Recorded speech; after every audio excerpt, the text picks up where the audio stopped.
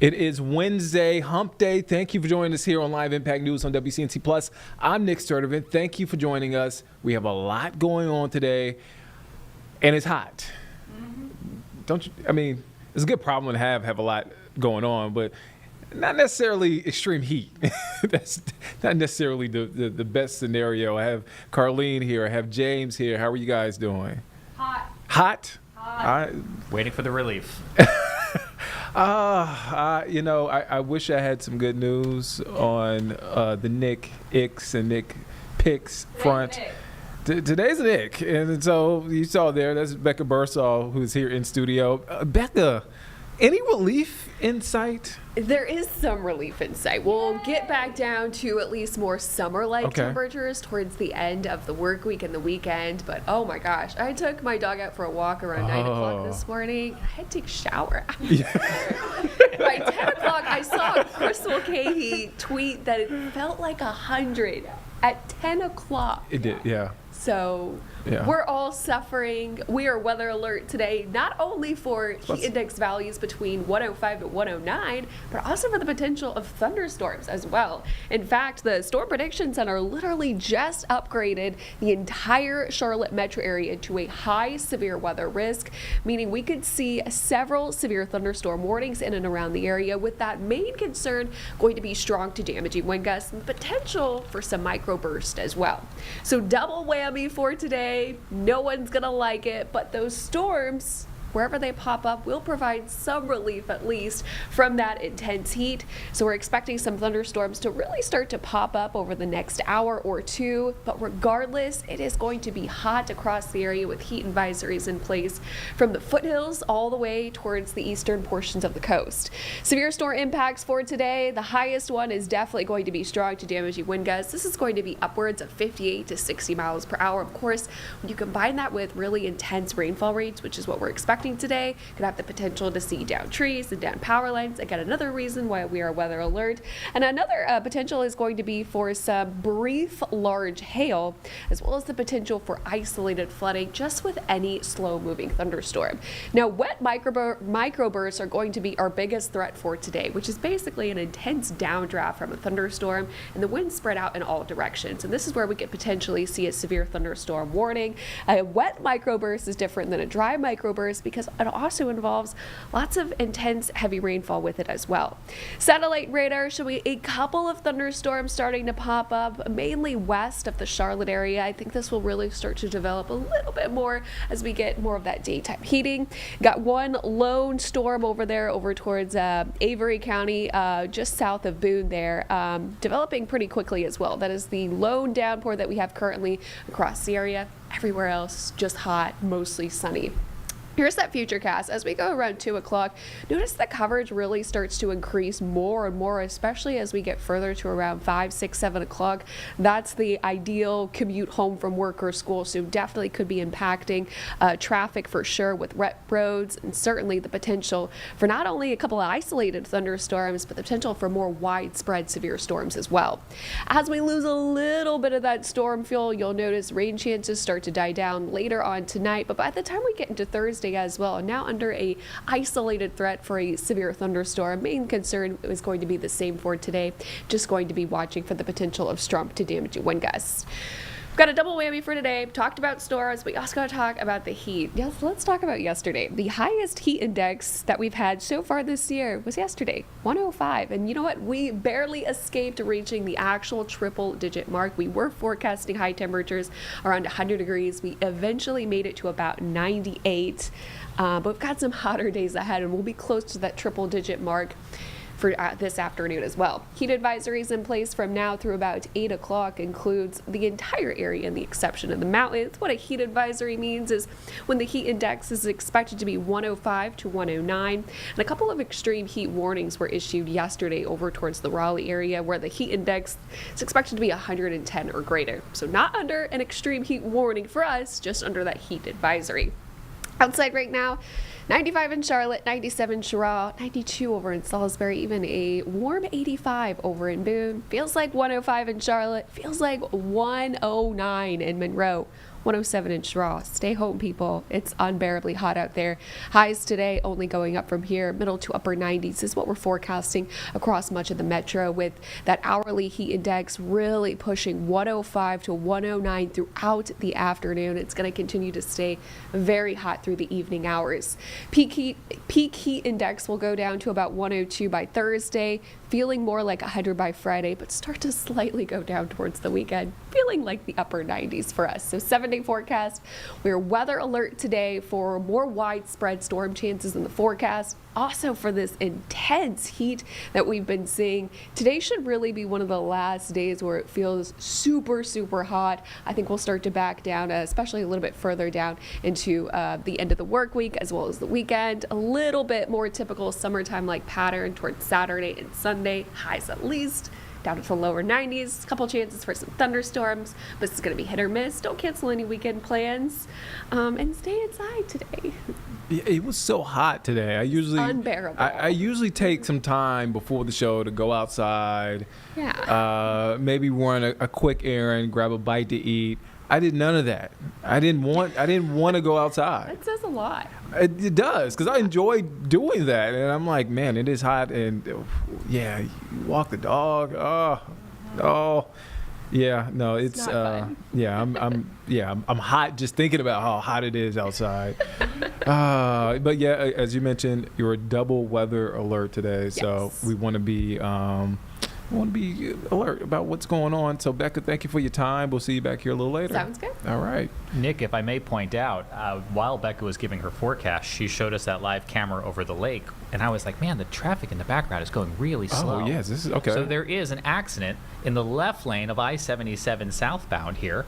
As you can see, a fire truck has just showed up, and so we've got several miles of delays coming southbound in the Lake Norman area. So thank you for showing that lake camera, You're Becca. That was welcome. very Good helpful. catch. Becca with the weather update and traffic update.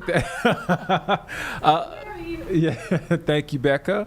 Yeah, that Looks like is they've got all lanes actually stopped here for a moment. yes. So this is mile marker 29, Nick. So that is just north of Davidson as you're coming southbound, essentially right at the Mecklenburg and Iredell County line. You can see they were zooming out on the camera here to show us the impacts of this crash that they look like they're probably going to wow. clear off to the shoulder and then hopefully get cars moving again. Yeah, and this is one of those areas too where one accident can block off everything, and traffic can be backed up for miles. Yeah, that is a situation there. And you said Lake Norman? Yeah, so Yep. it's right as you come over Lake Norman, and it's if you're coming southbound on 77, let's say you're coming from Statesville, this is just as you cross from Iredell into Mecklenburg County. So this Okay. camera is probably on the Davidson side of the lake and then kind of looking back northbound. So those southbound lanes are the ones that are empty, and then they look like they have the HOV or the express lane open. Okay. Yeah, we will continue to keep an eye on this accident. Again, James was really helpful information. We happened to catch it as soon. Only because Becca happened to show that weather camera. And that's the point of Live Impact News. As soon as we see something, we spot something, we try to get it to you live. And James, thank you for that breakdown. We want to go now to North Carolina State Capitol in Raleigh. That is Representative Carla Cunningham speaking regarding House Bill 318. This is a bill also known as Criminal Illegal Alien Enforcement Act, which focuses on expanding cooperation between law enforcement and immigration and customs enforcement. We're expected to hear from Representative Cunningham regarding that. Let's take a listen in to what she is saying right now. Of factors: access to care, limited transportation, food insecurity, and the historical and systemic barriers that too often hinder people from getting the care they need. That's why today I am proud to stand with Village Heartbeat, Inc., a collaborative and inspiring network of multi-denominational, faith-based organizations working at the grassroots level to bring health and healing to our communities. Members of this vital initiative include Pastor Jordan B. Board, the Executive Director, Reverend Dr. Ricky Woods, who is the Chairman, Reverend Dr. Kathy Jones, who is the Vice Chairman, Pastor Donnie Garrison, and Reverend Dennis Williams, who's here with us today. Now I'm going to yield because I want to talk about Pastor Board a little bit, and I'm going to let him talk about what they do, because nothing happens alone. Nobody takes a step by themselves. And that's why Pastor Board is here, and I'm going to let him talk about the work that he does. And remember, it takes a village, and I have my village today. Pastor Board. Thank you, Representative Cunningham, and to all of you who are here with us today. We've come today from Mecklenburg County on 2 buses to stand with Representative Carla Cunningham in her efforts to bring mental health and behavioral health resources back to the largest county in our state.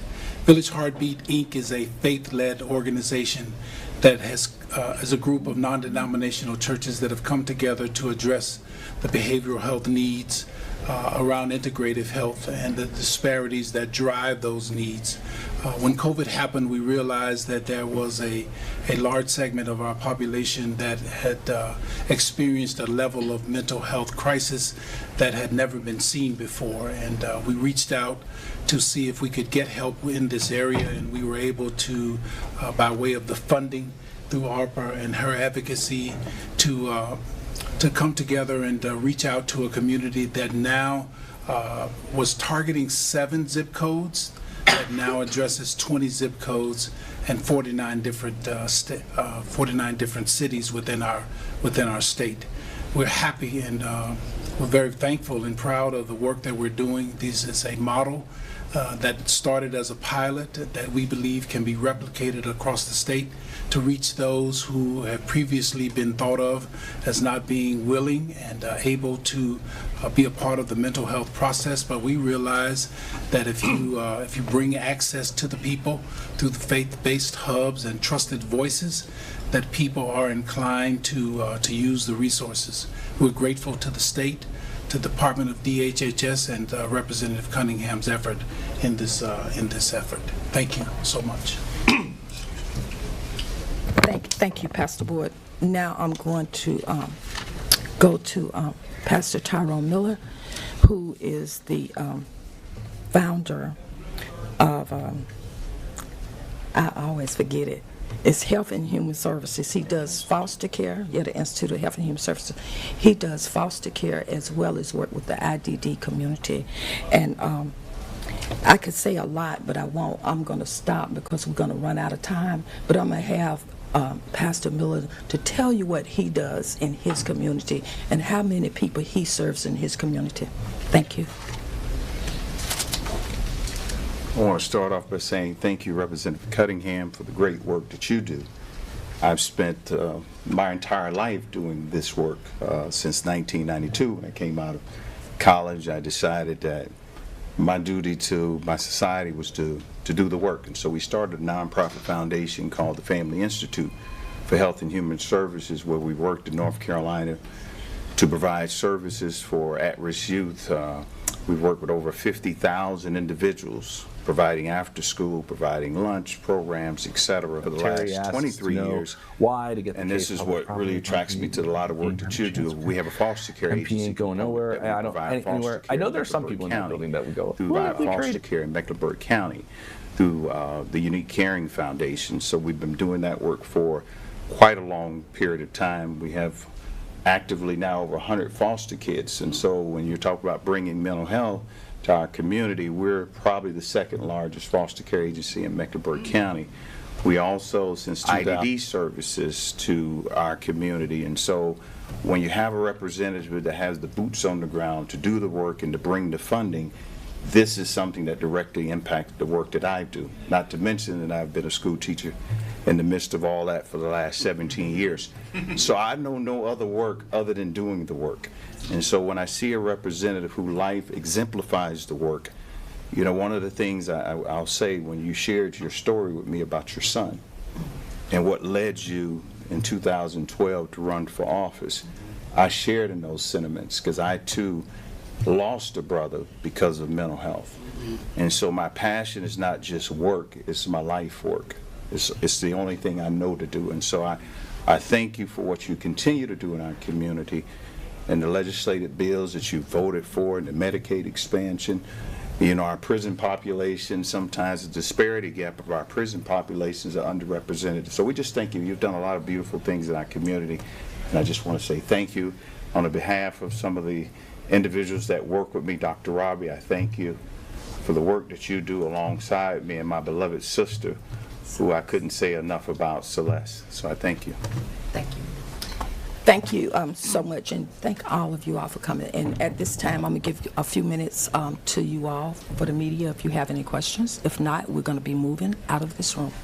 Just one question, Representative. With regards to HB 318, I know that the override vote is coming up. You were the only Democratic member to vote for it initially. Has your thoughts on that changed, and can you kind of explain, your thoughts on that? So today is not about immigration, sir, so I won't be giving you a statement on that. Is it anything else? Can I say something, Representative Cunningham? Yes, Representative Pierce. Thank you. Good afternoon, everyone. My name is Rodney D. Pierce. I'm the state representative for House District 27. That's Halifax, Northampton, and Warren counties. And when I found out that Representative Cunningham was having this press conference today and what the issue was going to be, I was definitely supportive of it. And saw her in the parking lot. I said, Representative Cunningham, what time is your press conference? And I said, you're doing it on health disparities? I definitely want to be there because my area, where I live and where I represent, definitely suffers from health disparities. Behavioral health, mental health, physical health, you name it. And then I found out she actually used to work at the hospital in my district, so small world. And one of the gentlemen who came here today actually has family from my district, so again, small world. But I wanted to come out and support her today because I introduced the bill back in February, and we had a press conference a week or so ago about trying to create a prostate cancer control program within the Department of Health and Human Services. Representative Pierce was a co-sponsor on that bill as well. And so in the midst of talking about behavioral health and mental health and being an educator and dealing with those issues after COVID, I also wanted to raise the issue of prostate cancer and physical health in men, particularly in black men. And I see a lot of us here today. So definitely want to be out here and be supportive of her efforts and shine a little light on something else that she was supportive of, as well as Representative Pierce. Thank you. Thank you, Representative Pierce. Representative Pierce, number one. I'm another Representative Pierce, but I'm just glad to be here to share with my colleague, Representative Cunningham. I want to thank all these clergy for being here today. I've been in the ministry for 45 years, so I do know the challenges that people go through, and particularly in the rural areas of the state. I'm down in Scotland County, Robeson County, and Hope County, and there's a lot of challenges. So I want to thank you, Representative. You're watching Live Impact News on WCNT Plus. I'm Nick Sturdivant. Right there, you're watching a press conference there at the North Carolina State Capitol. We heard from lawmakers. The lawmaker who's in front of this press conference, Representative Carla Cunningham, a Democrat out of Mecklenburg County. talking about different things when it comes to mental health, physical health, but also we expected to hear her thoughts regarding ICE cooperation. The ICE cooperation bill, also known as House Bill 318, that was vetoed by Governor Josh Stein. On the bottom right corner of your screen, I-77 is backed up. That is southbound. A crash there in the Davidson area near Lake Norman. But we want to get to some breaking news right now. This is breaking news out of Las Vegas. And you can see some of that smoke coming from that plane. That plane was actually headed to Charlotte. So here's what we know. This is from the NBC affiliate in Las Vegas. An American Airlines flight had to return to Las Vegas because of engine trouble shortly after taking off on Wednesday. Flight 1665 took off for Charlotte when the crew reported an engine issue. The FAA said that in the statement. So the plane, an Airbus A321, returned safely to Harry Reid International Airport. It's an airport in Las Vegas at about 8:20 a.m. That's West Coast time, Pacific time. An airport spokesperson said no injuries were reported among the 165 passengers on board, and multiple people telling and calling News 3, that's this NBC affiliate there in Las Vegas, that we're getting this information, that they heard a loud booming sound, and as you can see right there, saw smoke coming from one of the engines. Several flashes from one of the engines are visible in this video that you can see there from X. And we have reached out to American Airlines for comment. Also, the NBC affiliate there in Las Vegas has reached out for comment, but you can see there a scary scenario. There's always a scary scenario. One, when you're on that flight, but two, when you look up and you see a flight in the air and you see that smoke coming from that engine. So that is video posted from. See if I can make this full screen, Nick, because it definitely looks like there's smoke coming out the right engine. And you mentioned that this particular aircraft, it has two engines. So it has one on the left wing, one on the right wing. I also see some flashes. Yeah, there's flashes. Coming out that right engine, whether that was fire or something else. It's hard to say, but there's definitely an illumination coming out of that right engine. And we can actually show you this flight on Flight Tracker. So the green path you see on the screen is the path that this American Airlines flight 1665 took when it departed Las Vegas at 8:11. I presume that was probably local time for them. Yeah. And then it just did one circle and came right on back. I was about to say, it looks like it just did one circle and came right back. Yeah. Looped. Yeah. So as best as we can tell, the aircraft itself is back at a gate based on its last known location on Flight Tracker. This particular aircraft, we can't say for sure how many people were on it at the time of the incident, because there's no way for us to know right now how many tickets American sold until American gets back to us. But an Airbus A321 typically seats between 185 or 236 passengers and a handful of crew. Well, the NBC affiliate says 165 passengers were on board there. And the good news in all of that, everyone is safe, but that doesn't negate the fact that it's scary, right? That's a hold of the airport. Yeah. So, yeah, you're there. They were headed back to Charlotte. That's a long flight back from Vegas. It's longer than the way there. Yeah.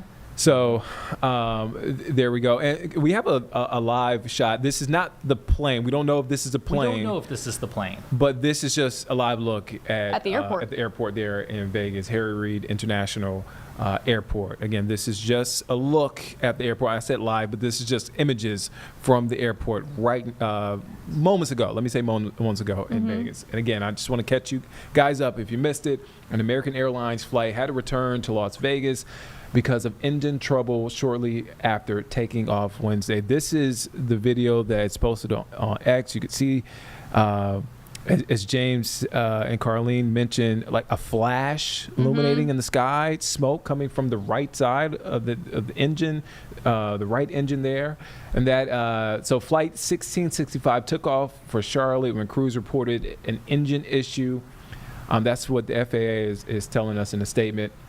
So that plane was able to make it back to the airport in Vegas safely at 8:20 their time. An airport spokesman said no injuries were reported among the 165 people on board. Multiple people calling the NBC affiliate News 3 there in Las Vegas to report loud booming sound and seeing smoke coming from one of the engines. What you could see right here, you can't hear that booming sound, but you could definitely see that smoke and that flash on your screen. And so and that's what folks are telling the NBC affiliate there in Las Vegas, what they saw, what they heard. We have reached out to American Airlines. As far as I know, we have not heard back from American Airlines. So we are waiting to hear back. But luckily, those folks on board are safe. Again, this is a story that we are continuing to follow. I'm just sort of hitting the refresh button right now. Yeah, I'm waiting to see, as you mentioned, Nick, the NBC affiliate is on the ground there at the Vegas airport, and we saw some of their ground shots, and they're moving around. So when we get a signal back, we'll bring it back to you. I'm also looking up right now the history of the physical aircraft itself to learn a little bit more about it. It was manufactured in the year 2013. So that makes it, 13 years old? 12 years old, yeah. It's an older plane. I Yeah. guess. Oldish. Yep. And so, as you mentioned, it's, of course, an American Airlines flight, and we do know its registration number, so we should, with a little bit more legwork here, be able to look up if there were any previous instances with this aircraft or not. But still, very scary video of a relatively short flight, since they did one circle out of Vegas, came right on back, but I'm sure very scary for the folks on board. Yeah. We do know, according to the airport there, Harry Reid International Airport, the fire department did inspect the engine. And we do know, and I'm reading this in real time from their website, the plane taxied to the gate under its own power.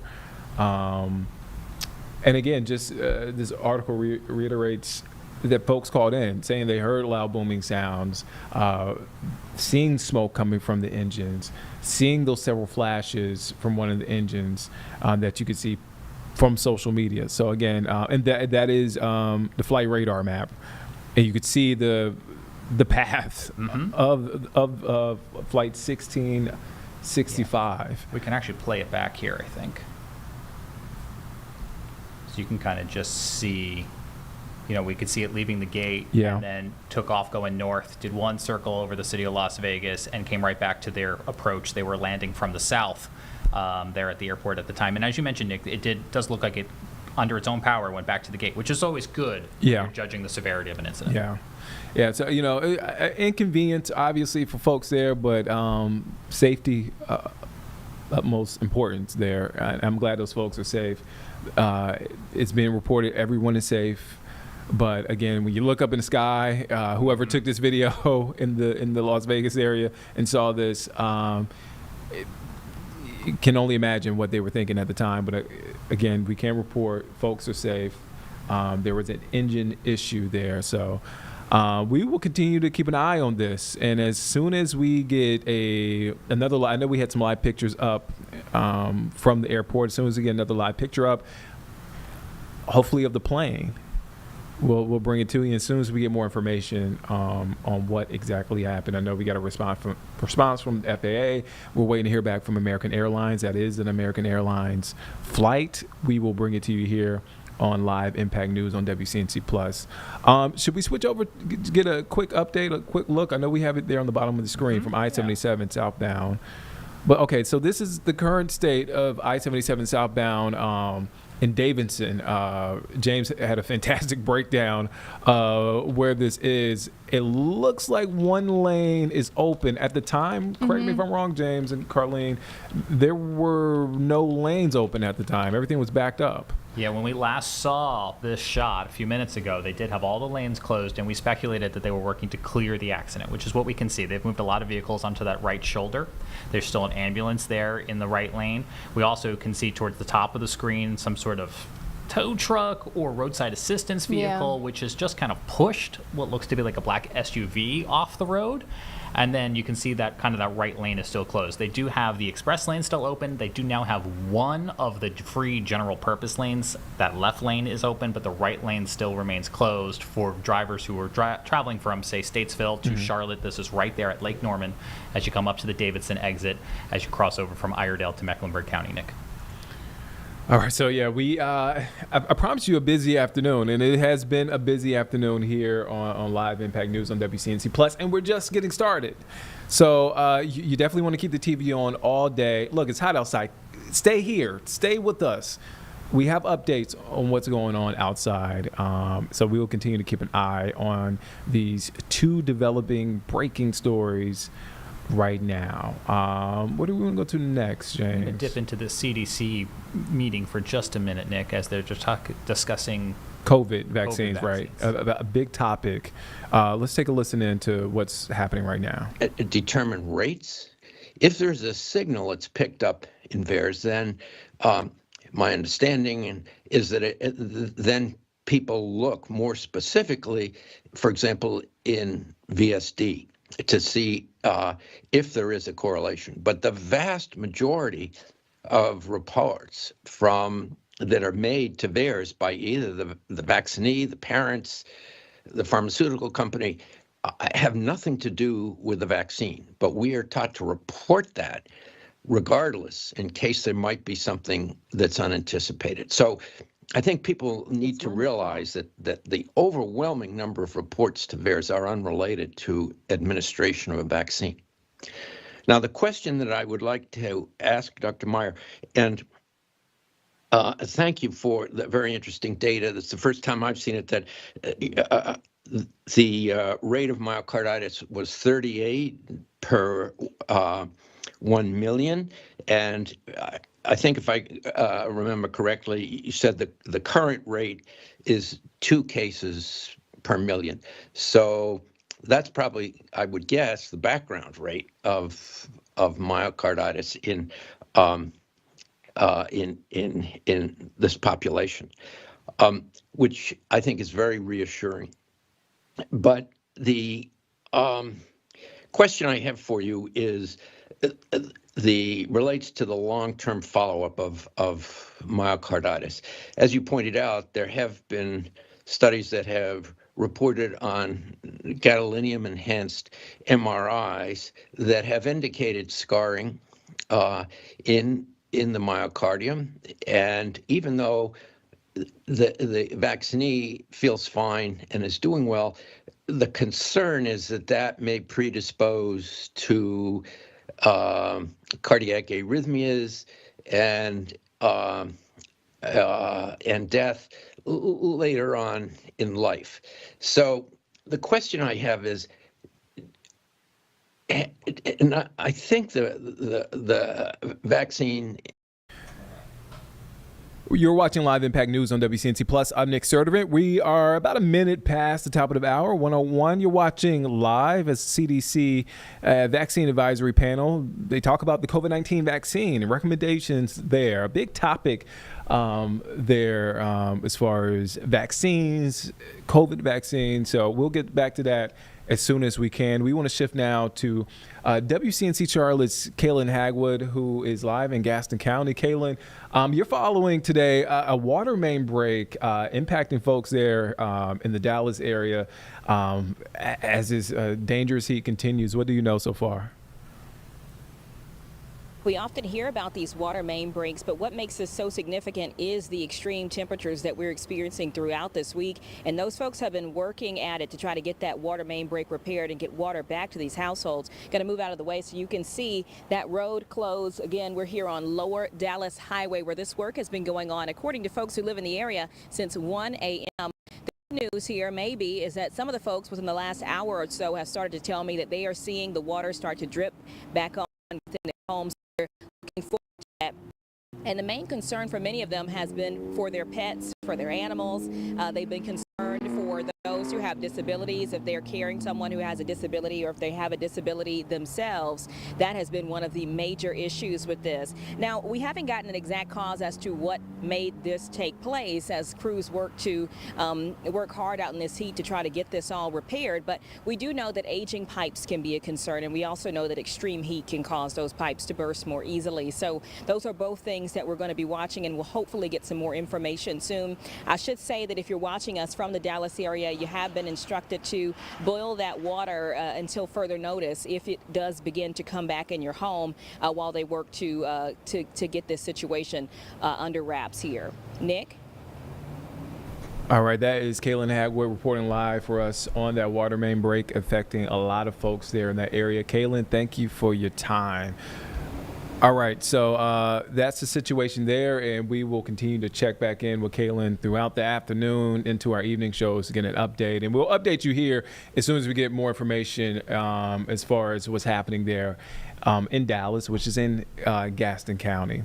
We want to go back now to what we played for you before we got to Kaylin. That's the CDC advisory panel talking about vaccines, specifically the COVID-19 vaccine and recommendations when it comes to that. Let's take a listen into what's being said right now. In different organ systems, potentially randomly across different people, it seems to me that could challenge the sensitivity of most of our traditional approaches, and maybe we need to adapt somewhat broader set of approaches. For example, one approach could be to compare the impact of different vaccines. So in that respect, just want to point out a very, very interesting and very good, I would say, study from the VA system that compared Moderna and Pfizer vaccines in quite a matched way, and actually did show that at least it does look that the Pfizer vaccine has more adverse events following vaccination. Another example could be when you compare death rates, you have to also think about the healthy vaccinee effect. Did we compare death rates after COVID versus death rates after influenza vaccine? So I'm just asking to what extent we are considering broader set of methods given the unique attributes of these vaccines.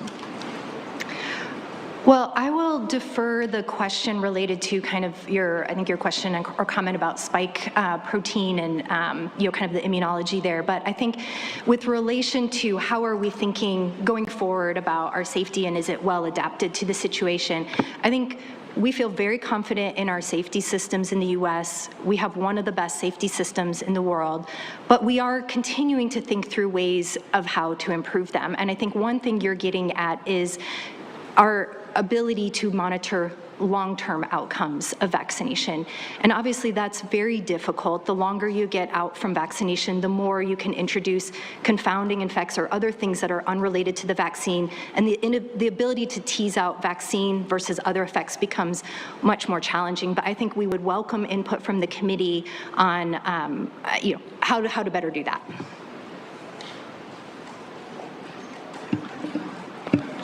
Dr. Malone? Quick follow-up. So these polynucleotide vaccines are significantly different from traditional vaccines. We're aligned on that, particularly in the pharmacokinetics. Having a product that is associated with an antigen that is present in the body for over 700 days, according to the Yale study, is unprecedented in vaccinology. And that type of profile has been associated in animal models with characteristics that are now being observed in humans that are, we might say, is a type of immunologic adverse event, having to do with things like broad-based immunoglobulin class switching, which are really not being captured in any way by our data, and yet are fundamental to some of these concerns that are being raised about whether these products are associated with secondary effects on overall immune function that might impact other infectious diseases. This was one of the bases for one of Dr. Levy's pointed questions about the vaccine effectiveness sampling estimate method. So I infer that really in the safety analyses, what I observe are, as you point out, a kind of a traditional approach, rigorous traditional approach, world-leading rigorous traditional approach, but might be improved by considering the clinical context of a very novel. You're watching Live Impact News on WCNC Plus. I'm Nick Sturdivant. Right there, you're watching live as the CDC Vaccine Advisory Panel. They meet. They're talking about COVID-19 vaccine recommendations right now. Those discussions are continuing. And right there on the bottom of your screen, we're keeping an eye on a crash on I-77. We're seeing more lanes starting to open up there. That's a good sign. That's I-77 southbound in Davison. All right, so we want to shift now to, let's talk about the draft. Let's talk about it. The draft is tonight. It's tonight. Can't believe it. Right. Game 7 was Sunday. Yep. OKC Thunder won. It's already time to talk about next year. Next year. Big trades are happening around the NBA. I don't know if you guys are plugged into the NBA. Not as much as you, but I see it on my Twitter feed. Kevin Durant is going to Houston. Okay. Man's always on the move. He's on the move. A guy like Drew Holiday is in Portland now. He got traded from the Celtics. A lot happening. But what I care about the most, what are the Hornets going to do with the pick tonight? Number 4 overall pick. Who are they going to select? That's the big question. To shape their future. I feel like we've had this discussion time and time again about restarting, rebuilding. So there's that. I'm optimistic. I'm a forever optimist when it comes to sports here in the Carolinas. You are. You're an optimist. So I think the Hornets can get on track. Well, who will they pick? I don't know. Who's it going to be? You know, the guys that stick out, a guy like Ace Bailey who is dropping, a guy like VJ Edgecombe, Con Knipple from Duke. Who knows? I don't know. Here's one thing I do know. We have a draft special tonight. That's right. Special draft NBA coverage with Locked On. You see it right there. Tonight, 7 p.m. I can't believe it's Wednesday already. I'm happy for this. It's on WCNC Plus. Danielle Stein, Nick Carboni, Jeb Goldman. Not Nick Sturdivant. Not me. We'll be watching. I'll be watching. So you want to make sure that you're watching. They'll have all the coverage you need. Look, if you watch the NFL draft breakdown in our coverage there, you definitely got to stay tuned for this one, the NBA draft special coverage. I mean, this is like none other. Like, come on, guys. What are you doing? They've been working on it for weeks, so it's going to be a biggie. I've been schooling Jeb on, Charlotte Hornet, Bobcat history, so I can get a little bit of credit. You can. I can take a little credit, just a smidge. You took him to school. I took him to school. You know, he doesn't know what he doesn't know. So I'm here for him. So tune in to WCNC Plus tonight at 7 o'clock. And you see it right there, NBA Draft special coverage, Danielle Stein, Nick Carboni, with Locked On at 7 p.m. All right, so Nick Carboni has been doing great interviews leading up to the draft.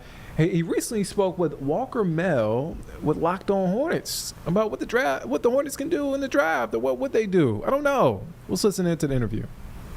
Welcome back into the WCNC Live Impact News Studio. I am Sports Director Nick Carboni, getting you ready as we have all month for the NBA Draft. It tips off Wednesday night with Round 1. It's a 2-day event this year, and we have special coverage for Round 1 starting at 7 o'clock right here on WCNC+. In the meantime, as I mentioned, we have been discussing and dissecting the Hornets draft strategy with that number 4 overall pick. We've had guests every single week, and here in studio with me now is Walker Mell from Locked On Hornets. Walker, thanks for joining me, and you may be our tallest guest. We did have to adjust the seat to be more even with the microphone, so I appreciate it. Me adjusting the seat really just looked a lot like me pressing the lever and going as far down as possible. That's what it looked like, so I appreciate it. I mean, I kind of had to do it myself, but now Ace Bailey said he was 6'10", but apparently he's 6'7". So what can we get an official height on Walker Mell? 6'7" with shoes, baby. Yeah, like 6'5.5" without shoes, but 6'7" with shoes. So I'm just going to roll with that from now on. My driver's license is wrong as of right now. All right, let's get into some of the headlines that we're hearing really today, just a few days before Round 1 of the NBA Draft. First, obviously, let's talk about the finals. It went the distance to 7 games. Tyrese Halliburton gets hurt early yesterday. Kind of stinks we didn't really get to see it play out for the full 7-game stretch, as he missed most of Game 7, Oklahoma City Thunder winning. Does having 2 teams in mid-sized TV markets inform at all how you view the future of the Charlotte Hornets when it comes to contending for a championship in a similar market. Yeah, yes, because of the way that the CBA is structured. So now that you have the 2 aprons and the second apron essentially serving as a hard cap, I think it's going to be harder for some of the teams with really rich owners to just say, you know what, that's fine, I'll go ahead and pay all this money in luxury tax, where the second apron is really punitive in that sort of way, where you're seeing a team like Memphis decide that we don't want to pay monster salaries to any more than 2 players, and that's why we're going to trade Desmond Bane to Orlando, and we're going to just welcome all those first-round picks coming our way. So I think in that case, it might be beneficial to some of these owners that aren't really rich and are out of or in bigger markets, right? So maybe that levels the playing field a little bit more. But really, you have to make smart decisions, man. Like, that's what it comes down to. It starts with the draft. You got to draft right. You got to make shrewd moves in free agency. You got to finagle the cap the best way that you can.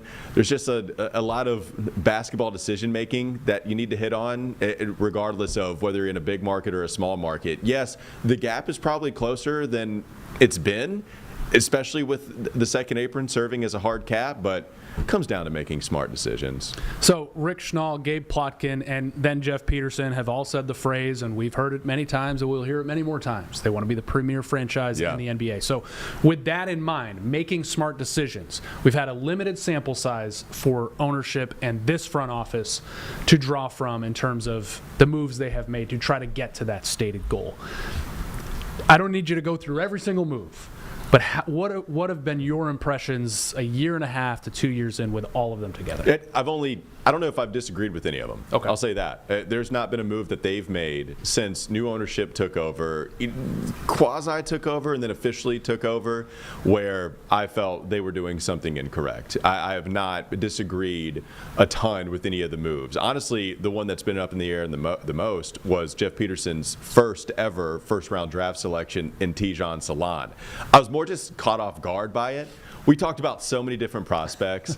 Tijan Salan was not really. Google was active in Charlotte last draft night. We had one report, 4 p.m. on draft day, that, hey, watch out for the Hornets interested in Tijan Salan, and then 4.5 hours later, newest member of the Charlotte Hornets. And so then we're all left scrambling, trying to figure out all the Tijan takes and all the stats and what we could find up. But that was really it. That's the only move that I probably would have gone in a different direction. I'm not here to tell you that that was a terrible mistake. I agreed with the trade that they made with Terry Rozier, clearly defining a pathway they're going to take, trading P.J. Washington, who I was a big fan of, but they traded him for a nice first-round pick. It looks less nice with Dallas being rewarded Cooper Flagg in the draft lottery, but even still, you're getting a first-round pick, and that made a ton of sense to me. So are they making the right decisions? I can't tell you that I've disagreed with a lot of the decisions that they've made so far. I think you would probably consider this an incorrect decision if it happens Wednesday night at number 4.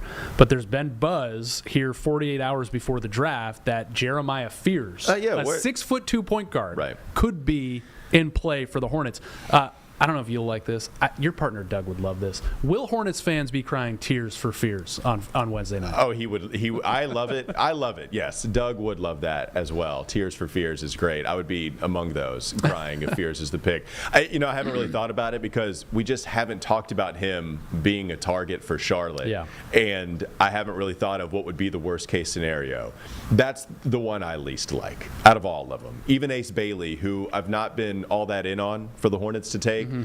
I understand the vision, and I would understand them taking as a guy as talented as Ace Bailey. But Jeremiah Fears, as much as I've advocated for putting another guard alongside LaMelo and that actually benefiting him more than it being a detriment to him, Jeremiah Fears is a high usage guy that can't shoot very well, at least 28% last year at Oklahoma. If you feel like the shot is coming along, then okay. But even with him being a walking paint touch, just getting into the paint as much as he wants to, that's something that this Hornets team doesn't necessarily have. I don't see LaMelo and Jeremiah Fears coexisting alongside each other. Now, you could ask another question. How much does fit really matter? If this is a team that won 19 games last year, should you be drafting at all based off of fit? Charles Lee runs a 3-point heavy scheme, I think, within his perfect scenario. That's the vision. So, okay, Charles Lee and Jeff Peterson are on the same page. They look to be aligned on basketball philosophy. Do you want to sacrifice a talented player because he doesn't fit the Charles Lee system, who it's a coach that you expect to have here for quite some time, but it's not a guarantee. And so the fit, the truth is it's always going to overlap talent alongside fit. But I think Jeremiah Fears is one of those guys where there are too many other prospects in this range that I'd rather have over the Oklahoma point guard. That brings up a great point about where the Hornets are on this timeline of what ownership and Jeff Peterson are trying to do, because it almost simultaneously feels right now that it's, no, we have a squad when healthy good enough to get to the play-in, but also drafting a guy last year in Tidjane Salaam that is 4 or 5 years away from becoming, achieving his full potential. Now, looking back at that draft, we may have to take that into account, what draft he was selected in. It was a lot of big swings in the draft. Yeah. So where are they? How do we talk important context. Yeah. Where are they right now? I think the Hornets have been dealt such a bad hand when it comes to injury luck that so much of this is up in the air. So much of it is uncertain. I don't know if we should be speaking about anybody being a core 4 of this team. We tried to get it going last year, and it's like fetch. Stop trying to make core 4 happen. The Hornets were even running away with it, and then they traded one of the members of the core 4, and then he's back on the team. And so is he still a member? Like, how do we feel about Mark? That whole situation was really awkward. But to your point, where are we right now? I don't even know if the Hornets know where we are. I think what they're trying to do is they're trying to build smart decision after smart decision. They're trying to pile them up and see where they end up and let the cards fall as they may. And I do think that, especially in a wide open East, given Tyrese Halliburton's year-long injury in Game 7 of the NBA Finals, which is extremely unfortunate, but what it does do is it opens up the Eastern Conference in a way that you didn't expect and was already pretty wide open even if Tyrese Halliburton didn't suffer a year-long injury. So is the East going to be bad enough for the Hornets to really sneak into a top 6 spot in the postseason? I still doubt that. But now could they get into the play-in tournament, win a game, win 2 games, and then get to the playoffs that way? I think that is a possibility as long as everybody stays healthy.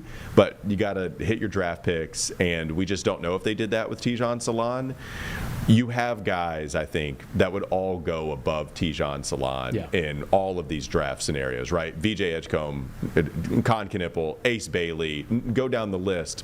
I think all of them in the same class, all of those guys would be selected before Tidjane would. That's just the context of last year's draft. There's more polish in this year's much draft. more polish. Known commodities coming out of colleges. And questions about all of them, for sure, but much more polish with all of those prospects, more so than Tidjane. So I think the timeline is they're still trying to figure it out, especially with the guys that they have. And part of figuring it out is having your starting lineup on opening night be out there more than 6 times together in a season. Unreal. I mean, it's just been snake bit. So, all right, other big piece of news on Monday, Shams Charania, listen, anytime he says anything about your team, you got to pay attention. So on ESPN was asked if the Hornets would consider a deal for LaMelo Ball. And he basically said, like, they would consider a big deal. They didn't have any concrete reporting that, yes, they're shopping LaMelo Ball, or yes, offers have been made. To me, that's just common sense, right? I mean, you have a guy that has missed a lot of time and is on a big contract, and you have a new regime who did not draft him and is still trying to evaluate whether he's the future. If you get a sweetheart deal for LaMelo Ball, you consider it. I'm not sure they'll get that sweetheart deal, like enough to make it worth it, just given the injury history. I'm not sure it's worth it for the Hornets either. Yeah. I guess, okay, when you're trying to assess all of the risks, is it worth having LaMelo Ball on your team another year, or is it worth trading LaMelo Ball for maybe 80 to 75 cents on the dollar, something short of what's equal value?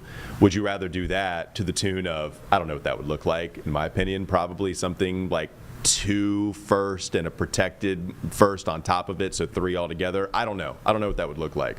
What I do know is that I'd probably rather just have LaMelo Ball on my team. I'm a fan of LaMelo. I think putting him alongside the right players brings a different kind of LaMelo to the table. You saw him reach his only All-Star game, his second year in the league, and that's when he had what we would call adequate talent around him. I think that's when you had some vets. You had Terry Rozier, you had Gordon Hayward that was still seeing some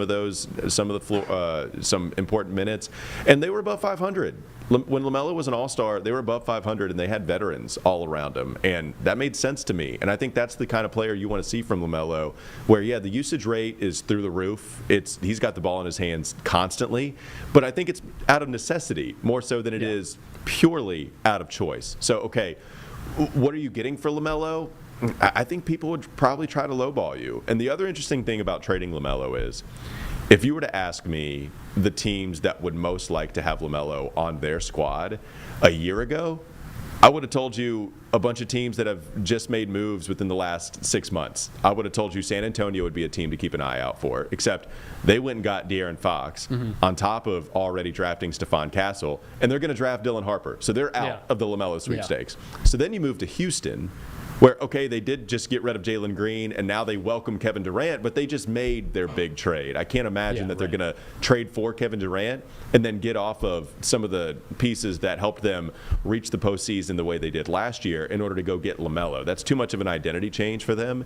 So then you go to Orlando, which I always thought was the team that made the most sense, and they just gave up 4 first-rounders to go get Desmond Bane. So all the teams that I thought that made the most sense going after LaMelo, they all made their moves.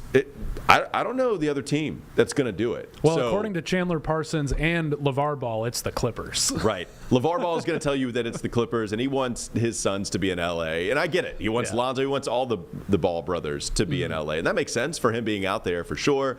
But yeah, I don't know what other team makes the most sense outside of those 3 where the LaMelo, the interested teams, or the teams interested in LaMelo, that's kind of dried up now. So all signs point to him just being with the Hornets another year. Talking to Walker Mail from Locked On Hornets 2 days ahead of the NBA draft. Again, our draft night special on WCNC Plus tips off at 7 o'clock. We will take you all the way up to the draft, all the way through the Hornets pick and beyond for analysis. And, it's going to be really interesting when the draft tips off at 8 o'clock, Walker, because we know the first 2 picks. They're about as guaranteed as can be at this point. Cooper Flagg to the Mavericks, and then Dylan Harper, number 2, to the San Antonio Spurs. Obviously, the first pivot point is Philadelphia at 3, right in front of the Hornets. And you are on the side. We've had people in this chair say, absolutely got to take Ace Bailey if he's there. We've had folks like yourself who, would rather go a different direction. Right.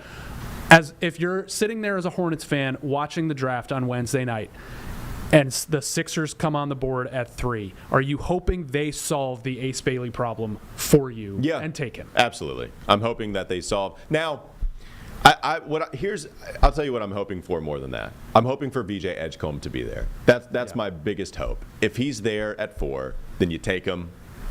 Done. Yeah. Okay? We don't need to entertain trade backs. We don't need to do anything like that. Just take VJ Edgecombe and call it a day. But if Philly does take VJ Edgecombe, I don't think it's necessarily a bad thing that Ace Bailey is available. I would look at trading back now. And you've got a few teams that might be interested in Ace, and then you could still get one of those other shooting guards like Trey Johnson or Con Knipple that fit-wise in that range of most talented prospects as well. They fit pretty seamlessly. All you got to do is just put them right in between LaMelo Ball and Brandon Miller, and you got yourself what you hope to have in another core 4, core 5. Hell, let's get crazy here. Yeah, 5 would be great. Let's have a whole core starting lineup. It doesn't rhyme, but let's have maybe we can go Fab 5 for alliteration if we can't find a rhyming word for it.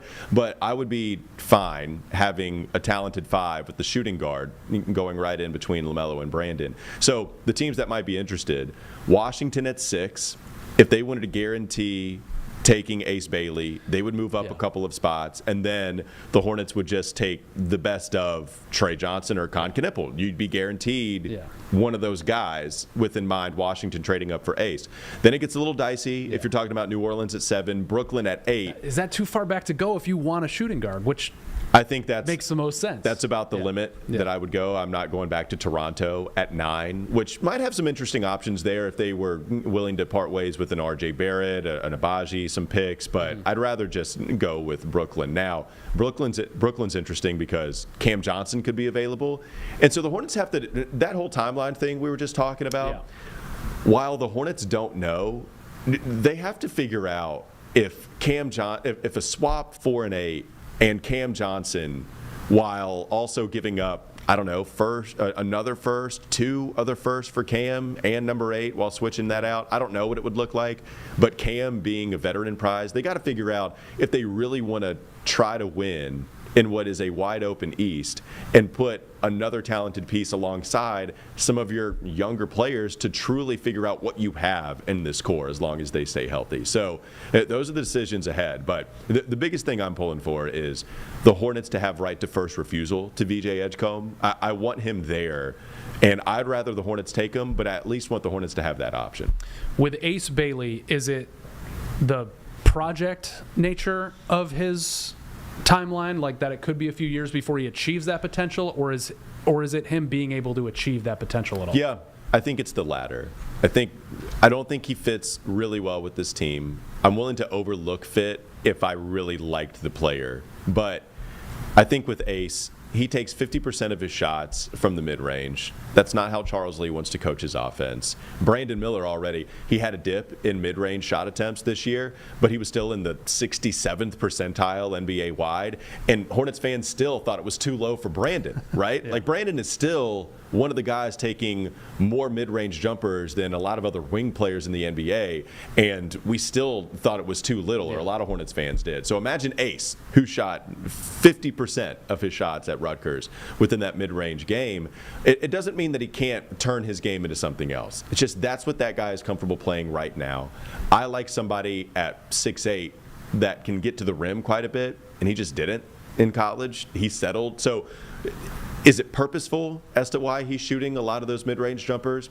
Or is he settling because he can't get to the rim because of a lack of handle, because he's not strong enough, because smaller defenders get up under his hip and don't allow him to get to the spots that he truly wants to go to?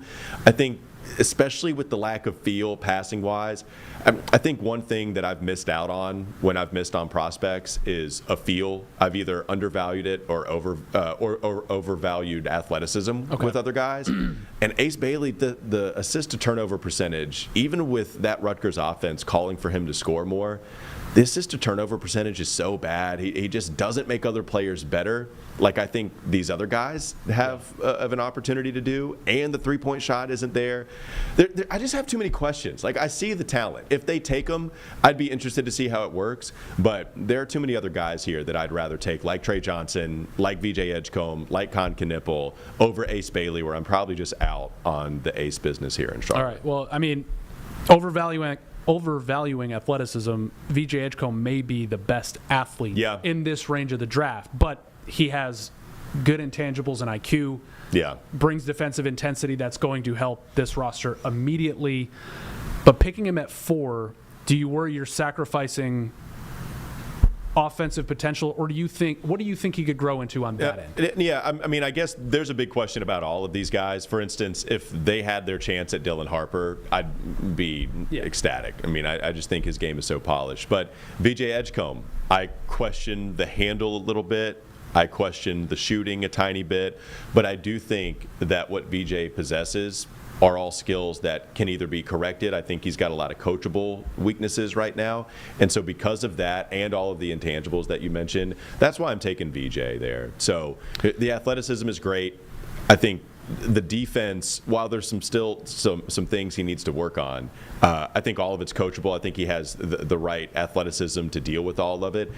I think the NBA game is actually going to benefit him more than the college game too, with all the spacing. And so maybe you're a little worried about the handle and some tight spaces, but I think the NBA game is going to help him a lot there. And so for some of those reasons, especially with what we saw in the finals, just having a whole bunch of dudes that can guard, that can be physical, we don't have that guy on our team right now, not on the perimeter, that is both an offensive and defensive threat. I think that's why I'm leaning more towards drafting the Baylor guard. If the 76ers do select your favorite player Yeah. at that spot, VJ Edgecombe. I mean, do you have to draft Ace Bailey and trade him? Like, is he that valuable? Or do I you, don't think do you so. let it slide? And Yeah. so then Trey Johnson, Con Knipple, are those the guys that would be in play next Yep, for those you? are the guys. Yeah. So I think my options right now, it'd be, if I had it my way, it'd be VJ Edgecombe, Trey Johnson, I think Con Knipple. The thing with Con Knipple is everybody's cool with it. Yeah. But then you say at Right. 4, and it's like, you get kind of 50-50. Right. So if you wanted to draft Ace and then trade, which basically you would be selecting Ace Bailey with the intent to trade back anyway, which means you already have a deal in place. It'd be very SGA-esque. It would be a little painful to bring up now, considering he had one of the best seasons of all time. But it would be SGA-esque. Yeah, you don't have to answer your question. You don't have to draft Ace and then trade back.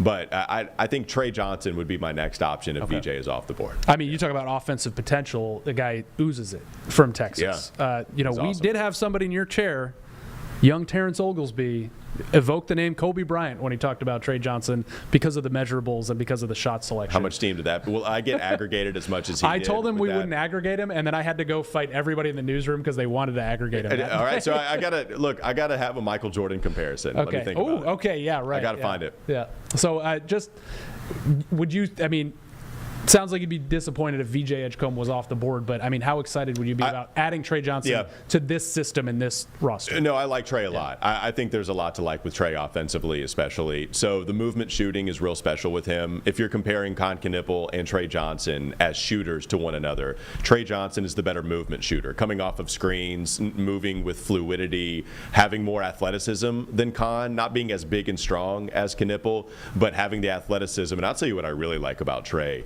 The handle is really nice with him. It's the best handle of anybody that we're really talking about. Ace, Con, VJ, in that range. Trey's the guy. And I do value that. I think it's really hard to teach at the next level. So perhaps I'm speaking a little bit out of both sides out of my mouth with VJ and Trey, but I value the Trey defense. I think on that end of the floor, I think he's going to be very, very good. And so I value that more than I value what Trey could be as an offensive threat. But I do value it, right? I think Trey, as a solo creator, I think that there are enough passing chops with him. I don't think they're great, but I think that there's enough. And the finishing at the rim stuff with Trey is interesting. So if you look at what he does at the rim, he actually shoots a decent percentage once he gets to the cup. And it's just that he doesn't get there a lot. But he shoots well enough. You get there, and he shoots. Well, actually, it's not been very good. I'm sorry. He doesn't shoot. He doesn't get there. He doesn't shoot all that well at the rim. But there are moments where I feel like he can play off of 2 feet and work on that a little bit more so. So that's the stuff. He's got the size. I mean, he's about 6'5". Yeah. He's got a pretty good wingspan. Yeah. All right. So with Trey, he shoots well at the rim enough. I apologize. I'm all over the place. With Trey Johnson, he shoots in the 70th percentile at the rim. He just doesn't get there a whole lot. That's the fine tuning. Getting there in the NBA is going to be something to work on. Which, to me, I think he'll be able to do again with that spacing. And so with that spacing, I think that benefits VJ. I think that benefits Trey quite a bit at the next level. And I can see why so many people are big fans of Trey. I'd be happy with him. Regardless of value, if Con Knipple comes out Wednesday and is coming from Durham to Charlotte, what does he bring to this Hornets team immediately? Because it just seems like there's not one. Yeah. Well, the shooting is great. Other than that, there's not like one great thing, but it's a lot of. He checks a lot of boxes. Yeah, I think with Con, the shooting is great. I think the decision making is fantastic. I think when you use him as a ball handler in the pick and roll, his decision making, particularly when he gets into the paint, is very good. I think you saw that a lot on display here in Charlotte during the ACC tournament. When Cooper Flagg went down and he was your primary ball handler, they had to create their offense through him. He was the guy that was throwing a bunch of lobs to Malawach, and he was throwing those lobs at the exact right moment. He would, kind of probe in the paint, dribble. Big man gets away from Malawach, and that's when he throws it. And he throws it with enough accuracy, enough height that his guy can go get it. And there were countless plays like that in the ACC tournament. And there is just great 2 feet play with him, real controlled. I do think he's a really good passer. You worry about the athleticism with him, specifically defensively. I'm not totally worried about him getting to his spots offensively because there's ways that you can dictate with pace and strength, and he can absorb a lot of contact, both offensively and defensively. But at the combine, after testing a little later than everybody else because of an injury, the lane agility numbers were really poor, like down there with the slowest of centers at the NBA combine, which is not good. He's going to get hunted offensively. I don't think he's weak. I don't think he's soft, right? I think he's good in those regards, which helps you get over some of those lack of athletic traits. But I do worry about it. People are going to pick on him, and it's all about whether he can hang in some of those, situations where you don't have to hide him constantly. They're going to do it early, but that's the con scouting report. But I'd be fine with him if he's the pick. He'd be my third choice of the shooting guards. VJ first, Trey second. But I wouldn't walk away angry. It doesn't seem like we're going to have a repeat of last year where somebody, gets tweeted about at 4 o'clock, like you said, and 4 hours later they pick him and everybody's trying to figure out who Tijon Salon is. Like, it feels like they will come off at least a relatively short list of players we've talked about. It feels like operating at 4, even with a trade back, the Hornets are, it might be a sign. All right, so you're watching Live Impact News on WCNC Plus. I'm Nick Sturdivant. That's a fantastic interview with Locked On Hornets. Walker Mel, he spoke with sports director Nick Carboni regarding what the Hornets are going to do with the number 4 pick and the draft. The draft is tonight, the NBA special. Of course, you want to tune in tonight at 7 p.m. here on WCNC Plus. You don't want to miss it. There you go. And Danielle, I just noticed, has her Hornets green on in this graphic. So shout out to her. Maybe that's some good luck as we head into the draft. So you don't want to miss the draft special. It's happening here with Locked On tonight at 7 p.m. here on WCNC Plus. All right, so we've been talking about it this week and leading up to this week. The heat, extreme heat, is really hot outside. And I know we focus on a lot of folks who are outside, either working out, walking their pets, or just running day-to-day errands. But there are a lot of folks who live without AC. I mean, it is a terrible situation for those folks to be in, especially in this heat. And right now, North Carolina does not require landlords to provide AC in their rental properties. And it's something for years advocates have pushed for some sort of AC air conditioning mandate. So who we have right now live on Live Impact News on WCNC Plus, we have Charlotte City Council member Dimple Ajmera here on the show. I just talked about it as far as this North Carolina not requiring landlords to provide AC in their rental properties. Can you talk about some of the local initiatives you guys are doing? I know Mecklenburg County has been out there giving out box fans, but talk about what you guys are doing. Absolutely, Nick. You are absolutely right. State law currently does not require landlords to provide air conditioning, and that has left so many of our residents suffering in dangerous heat. We are collaborating with the county to provide box fans. CATS, which is the transportation department, they are providing free rides to the cooling facilities. We have strengthened our tree ordinance. We have a goal of 50% tree canopy by 2050. We are doing everything that we can because we know, Nick, that in this extreme heat, air conditioning is not a luxury. It is a matter of life and health. And no one should be forced to suffer in this environment. There is a bill out there, Nick. I'm not sure if you're aware of the bill. Representative Clark's bill is out there that will require every landlord to provide air conditioning in their unit. And I support that bill because it provides every resident in the state to have the basic dignity of a livable home. Nick, as you know, Charlotte has officially become an urban heat island, and some of the extreme heat is concentrated in our most vulnerable neighborhoods that have the least amount of tree canopy. In that bill you're talking about, House Bill 879, Representative Clark looking to reintroduce that bill next year. Is there anything that can be done on a city level as far as a mandate? Because for folks who don't know, that bill, and as you just mentioned, would require landlords to provide AC. But is there anything to be done on the city level? Absolutely. So at the local level, as you know, the county is help distribute fans to our seniors, some of our most vulnerable residents.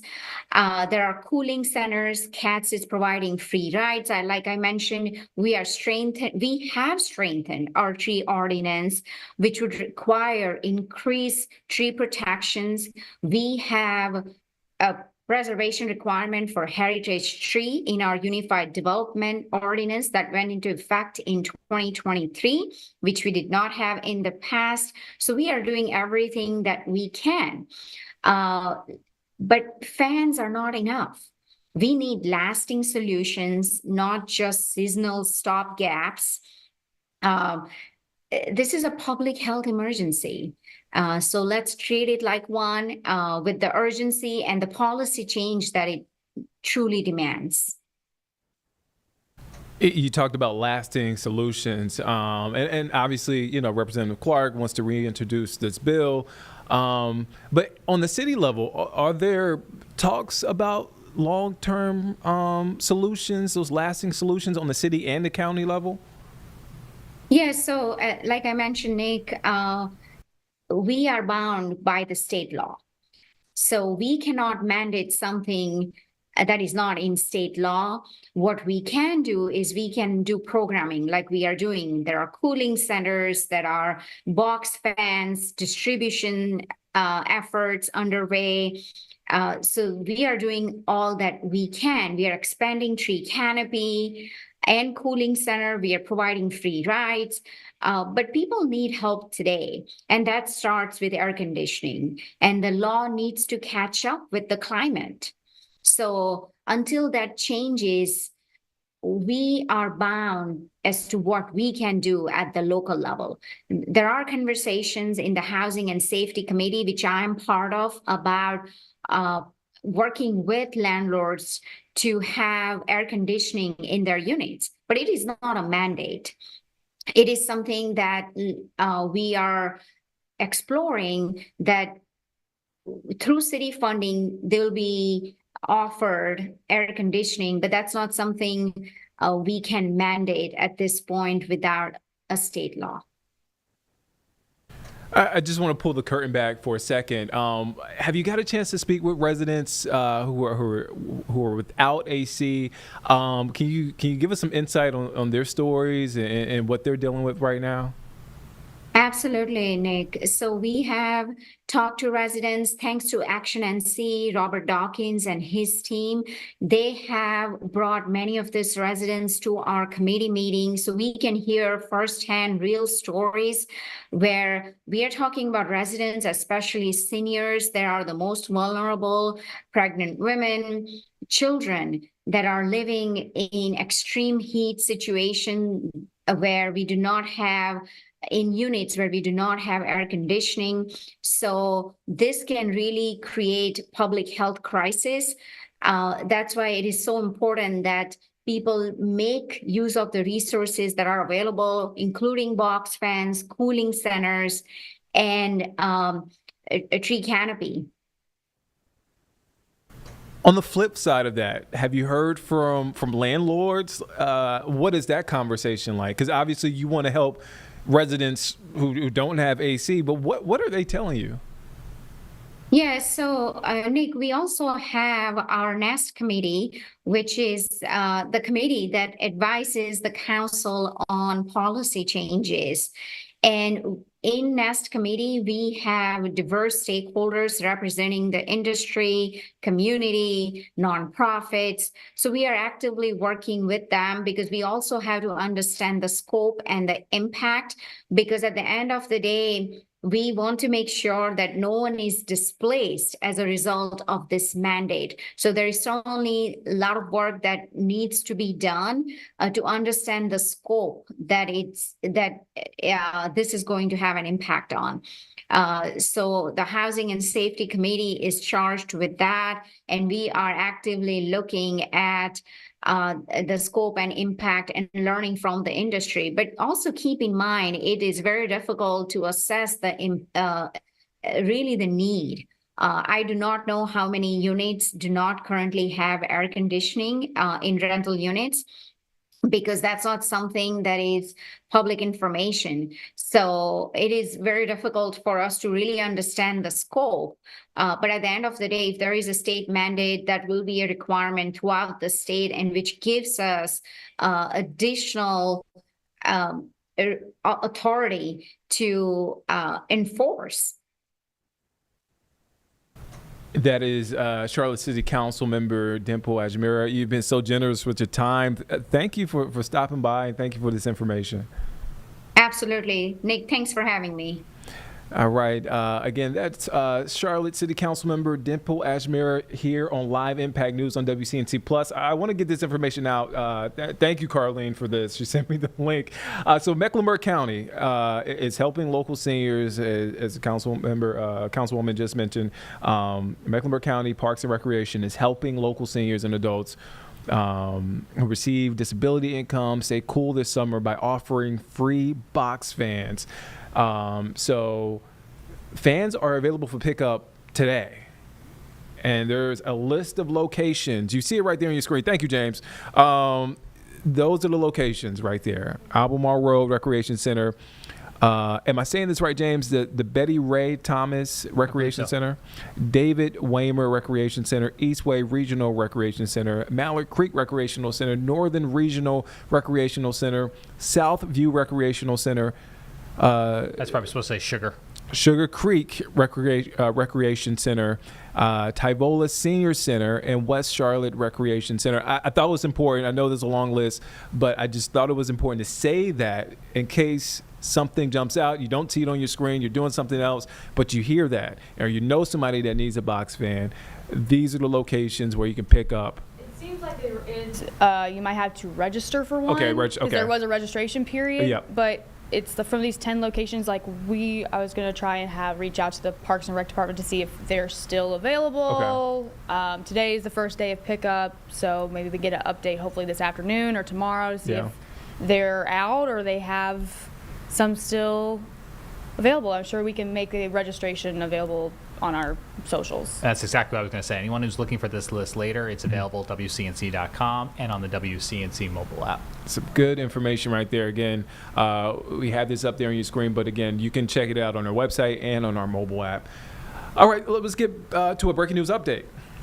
So we have an update from American Airlines. So you may remember that there was a flight leaving Vegas, headed towards Charlotte, basically made a circle and came back to Harry Reid International Airport in Las Vegas because of engine issues. Luckily, no one was hurt. Here's a statement from American Airlines, and it reads, quote, and we got this moments ago, it reads, quote, American Airlines Flight 1665 returned to Las Vegas shortly after takeoff due to a mechanical issue. The aircraft taxied to the gate under its own power, and customers deplane normally. We appreciate the professionalism of our crew and thank our team who are working to get our customers to their destinations as quickly as possible.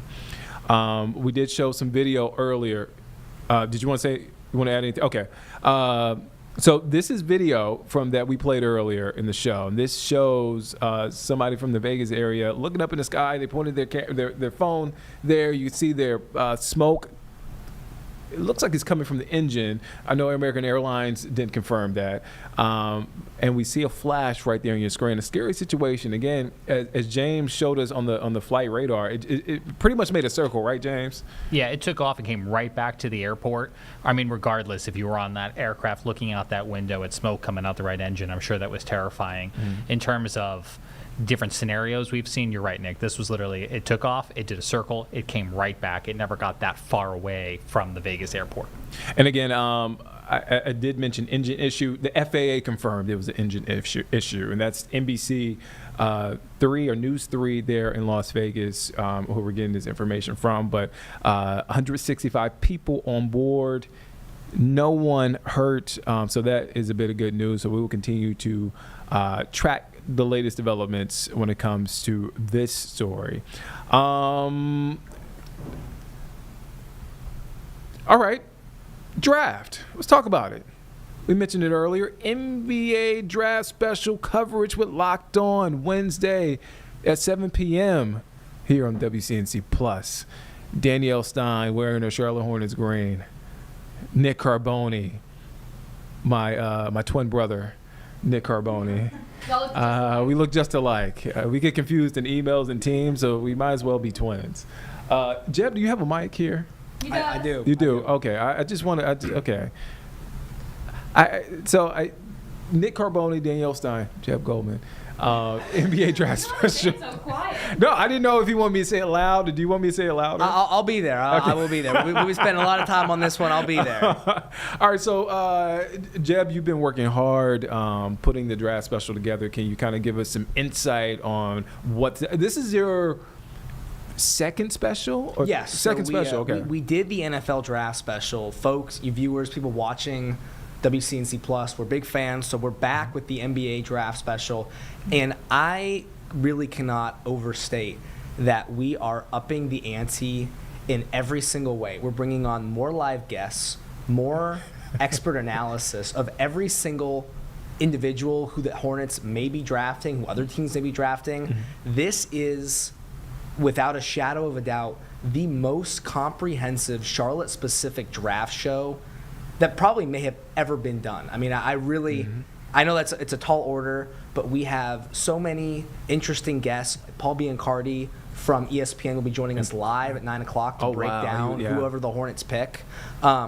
We've each done, Nick, myself, Danielle, have done hours of research, hours of analysis on all of the possible options, but not only what they bring to the NBA, but specifically what they'll be bringing to the Hornets organization. So how people like Con Knippel, Kaman Maluach, Trey Johnson, Ace Bailey potentially, what picking these players could bring to the Hornets from day one, on day 60, in year 2. I mean, we really, really break down what that means. We also go back 10 years and talk about hits and misses from the Hornets. And if you're a Hornets fan, you know there have been a lot of misses. And this is a make or break draft. Like, honestly, you know, this is one of the most talented classes we've ever seen.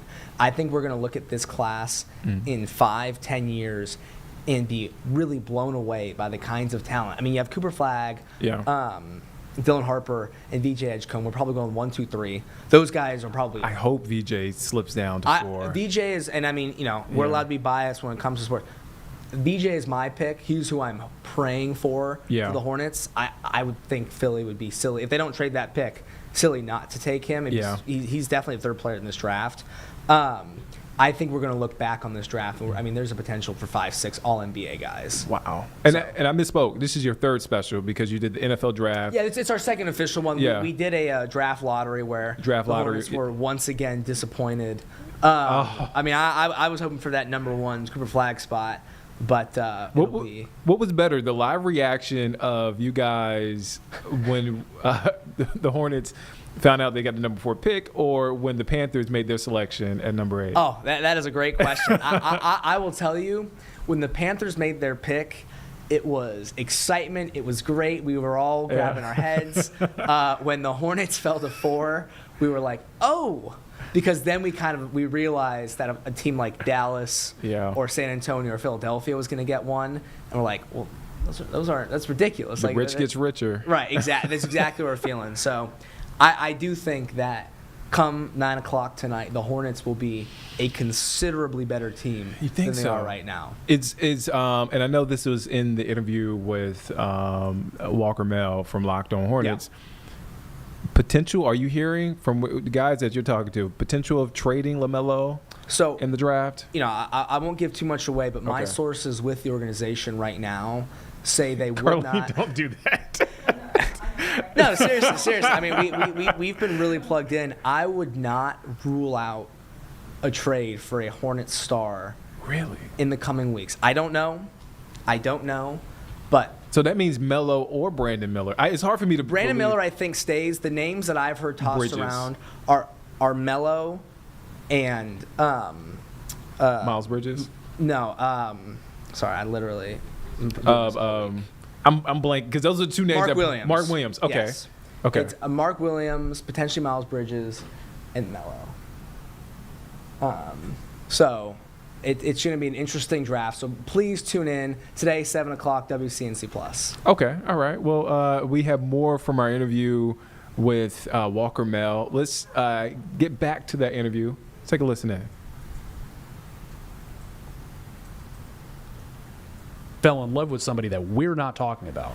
Yeah. And I guess because they've been so secretive about the pre-draft process, in theory, I guess that could happen like it did last year. I know you guys, you guys on Locked On Hornets have had fun with this, but like, who are there some names out there that you're just like, sure, maybe it's Jack Kachonis. Yeah, maybe it's Murray Boyle. That's the guy. Yeah. That's the guy. It's so there have been some rumblings about the Hornets being interested in Yakachonis out of Illinois. He's a 6'6" guard. I actually like his handle a lot as well. So he's got good size in the backcourt. The shooting numbers aren't great with him. There are some historical shooting numbers with other guys that turned out to be great shooters, especially off of the dribble, where he's in that same camp. And so there's hope that he could project to be a decent shooter. He does get to the paint and finish very well once he gets near the cup. And so I think that's something that you like. He's a good passer. He turns it over a lot. Yeah. So that's something that is going to have to fix itself. But I do like the vision with him. He's a scary pull the trigger guy for me too. I've gone with the Don Cheadle Ocean's 11 example where I'm pulling the trigger, but I'm protecting myself. Like oh God, this might be an explosion. I don't know if it's going to be great. But I do think Yakachonis has enough talent, tantalizing enough for me to, if all those other guys are off the board, I'd go ahead and take him. But he's the guy. Like really, if he's the one most outside of the other shooting guards we've discussed so much, he's the guy that I think would most likely end up as a Hornet if they're off the table. Which then leads us to a massive conversation about the other tall point guard with handle. Yeah. What would happen in that situation? Right. It's a low chance, but what would happen in that situation? So I am one that thinks LaMelo is a lot more malleable of a basketball player than given credit for. Yeah. I think he can share the backcourt with another basketball player that can be not a primary ball handler, because that's always going to be LaMelo, but another guy that can take on that role. One, LaMelo has missed a ton of basketball games. So when LaMelo's off the floor, this offense is in shambles. And it would be nice to not have to rely on LaMelo's ankles to hold up, because they just haven't over the last couple of years. It would be nice to have another decent enough option of a guy who can lead your offense, and that's where Yakachonis would come in, because he's a high usage guy over at Illinois. I think LaMelo's off-ball shooting is good enough to where you can run some plays for him off-ball, have him coming off of screens, and give him some shots, some perimeter shots in the catch-and-shoot variety. And Yakachonis, I imagine, okay, you swing it over to one end of the court, the defense reacts, and then you have a skip pass to Yakachonis who can attack a closeout because they're late rotating. Like I think there are ways that you can make it work, and he does get to the cup, which is something that this team just doesn't have nearly as much outside of Miles, but not in the backcourt. You don't have that skill set in the backcourt. I think they could play alongside each other more than a Jeremiah Fears if he was the fourth pick, right? The fifth pick, sixth pick, if you trade back and get him. I like his game paired with LaMelo a little bit more so than the Oklahoma point guard. Well, retroactive shout out to Jeb for the correct spelling of Yakachonis on the lower third. It didn't fit at first, but he got there. Jeb got it through that one. I only talked about him just so we could see. I was testing Jeb there. You got to keep the producers on their toes. A couple more minutes with Walker Mill from Locked On Hornets. Is a Mark Williams trade inevitable? Does it feel that way to you? It's being discussed a lot, but not by anybody that's making that actual decision. I don't think it's inevitable. I think they traded Mark Williams last year because the offer was too good to pass up.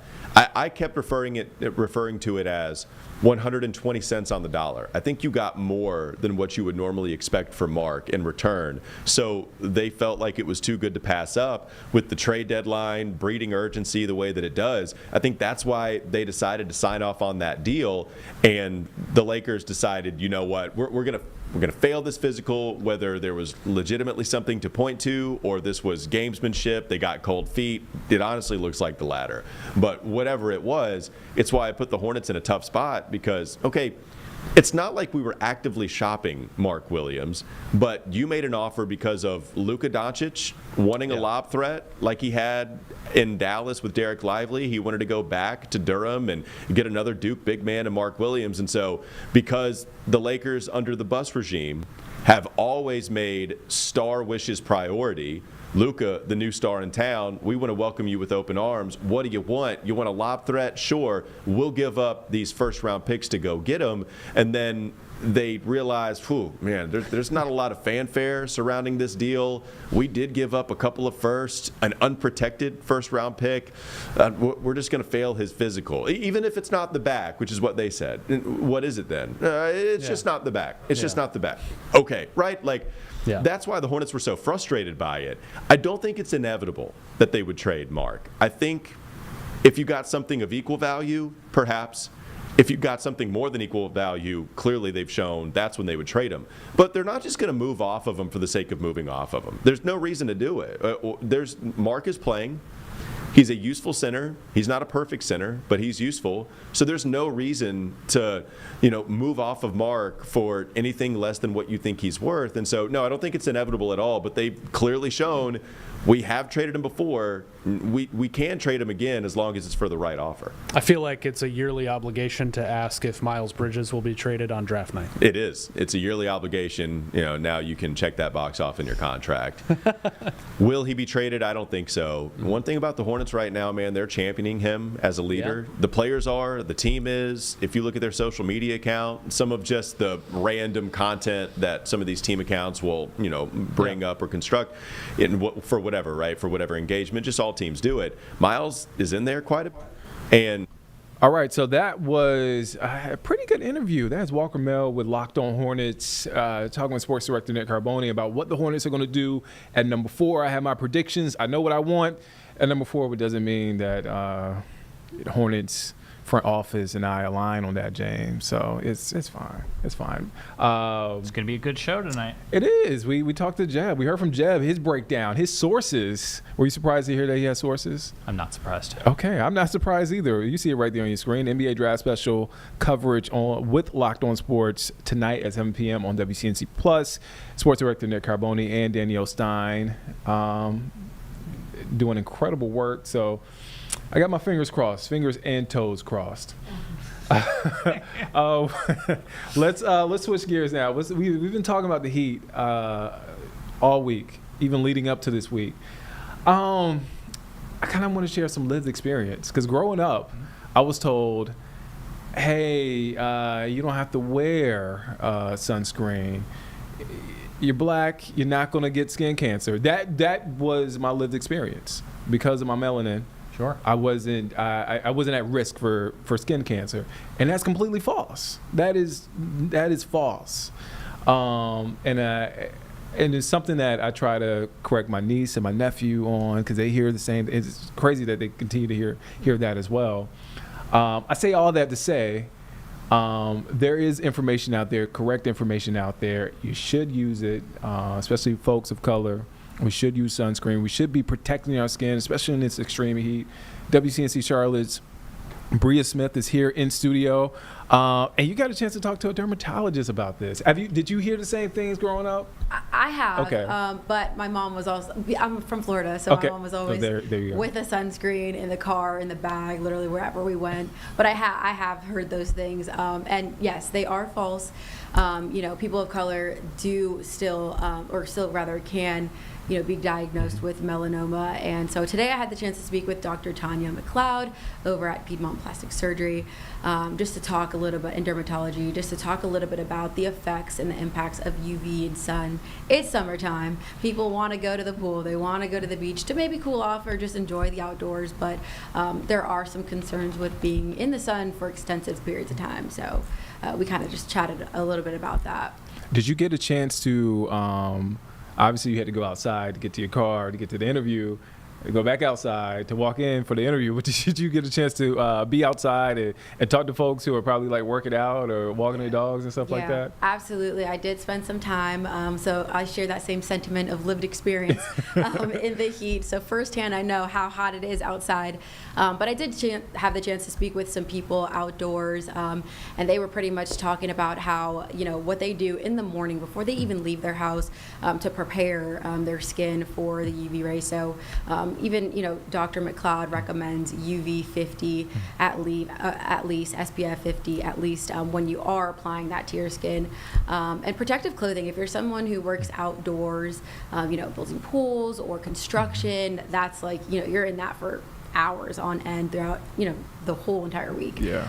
So you want to use UV protective clothing and things like that. And so those are just some ways that you could kind of prevent those, any kind of skin damage. So if you have, or I guess, how do you detect skin cancer? Yeah. Like, us melanated folks, you don't necessarily spot the darker spots. Right.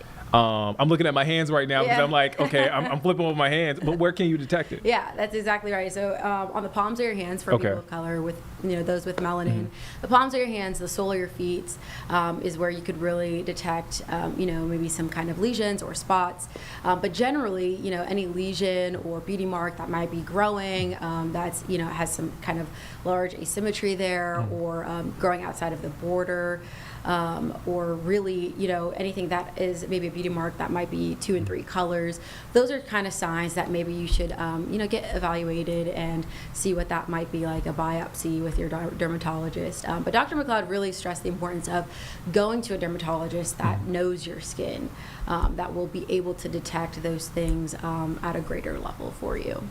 All right, so I need you to judge my routine, make sure I'm on the right track. You talk to a Skincare's okay, so I put on sunscreen every morning. Okay. Am I on the right track? Am I doing what's right? That's the first step. Okay. That's the first step. That's just the first step? That's the first step. Okay, There okay. is a skincare routine. I would be glad to give you guys mine. Go ahead. We have time. 2-step. So I do mix my moisturizer with my sunscreen, or sometimes I will apply my moisturizer first and then the sunscreen. But the key thing really is reapplying, because we sweat, or if you're going to the pool or the beach, the sunscreen will wear off after a while. So you do have to consistently reapply for as long as you're outdoors. So that is one thing that I have to continue to do. Because you was outside today talking to the folks. I was sweating. I was sweating. Oh man! All right. Okay. All right. So reapply. I put it on in the morning, but I'm not outside. So do I still need to reapply? Even if you're not outside? Yeah. I think that is a great question. That's something that I could probably get the answer to. I love the honesty. I will love be the honest, honesty. I would get the answer to that, but I do know that if you will be outside or in water or anything like that, it does wear off. So you want to reapply for that protection. Where can folks catch your story tonight? 4:15 WCNC. It will air. You'll have all the information on what you need to know when you're going outdoors in this heat. Even if it's from your house to the car, it is so necessary. The struggle is real when I leave so work, and when I come into work, I'm like, oh man. Just a big sigh. I got the resting Nick face. So there you go. Bria Smith here in studio. Thank you for your time. Thank you. All right, some helpful advice. I went to what's the website I went to? I went to Skin Cancer Foundation or skincancer.org. That's Skin Cancer Foundation. You get some of the information. So it's a lot of helpful information. You can go there. You can also check out Bria's story this afternoon, and that stuff will be posted on our website and on our mobile app, WCNC Charlotte mobile app. All right, so let's get back to the draft. Let's go back to Walker Mel with Locked On Hornets, talking about what the Hornets are going to do with the number 4 pick, not the number 1 pick, the number 4 pick. Let's take a listen to it. that leader. If you look at what the players will say about him, Mark Williams, LaMelo Ball is clearly very close to him. They are championing him as that guy. Now, it doesn't mean that they won't trade him too for the right offer. Yeah. The contract is valuable. Yeah. It's a declining value. Very team friendly. Very team friendly. Only 2 more years left on that deal. It descends again. So I forget what it is. I think it's like 25. It could be 23. It could be a deadline piece. For sure. It very much so could be a deadline piece. He was a deadline piece this past year. So maybe with a year and a half left on his deal, it becomes that much more valuable for a guy that is a useful player. Yeah. And dove for a bunch of loose basketballs. I thought cleaned up a lot of his defensive mistakes. He still is a guy that gets to the rack a decent amount, even if the shooting comes and goes, and considering the percentages, it goes more than it's there for you. I do think Miles is clearly a useful basketball player to have. Do I think they're going to trade him? I don't think they're going to trade him before draft night, on draft night. I think they'd probably hold on to him at least until the trade deadline. But, yeah, it's always a possibility. Next year, if he's on the team and I'm in this chair again, you're going to have to ask me. I will. It's a worthwhile question. It's written down, actually, on the desk. It's a worthwhile question. I was wondering what that was. It's a worthwhile question. All right, we'll wrap it up with this. We've been talking about the first round, but, folks, the second round has its own day now. We got to give it some shine.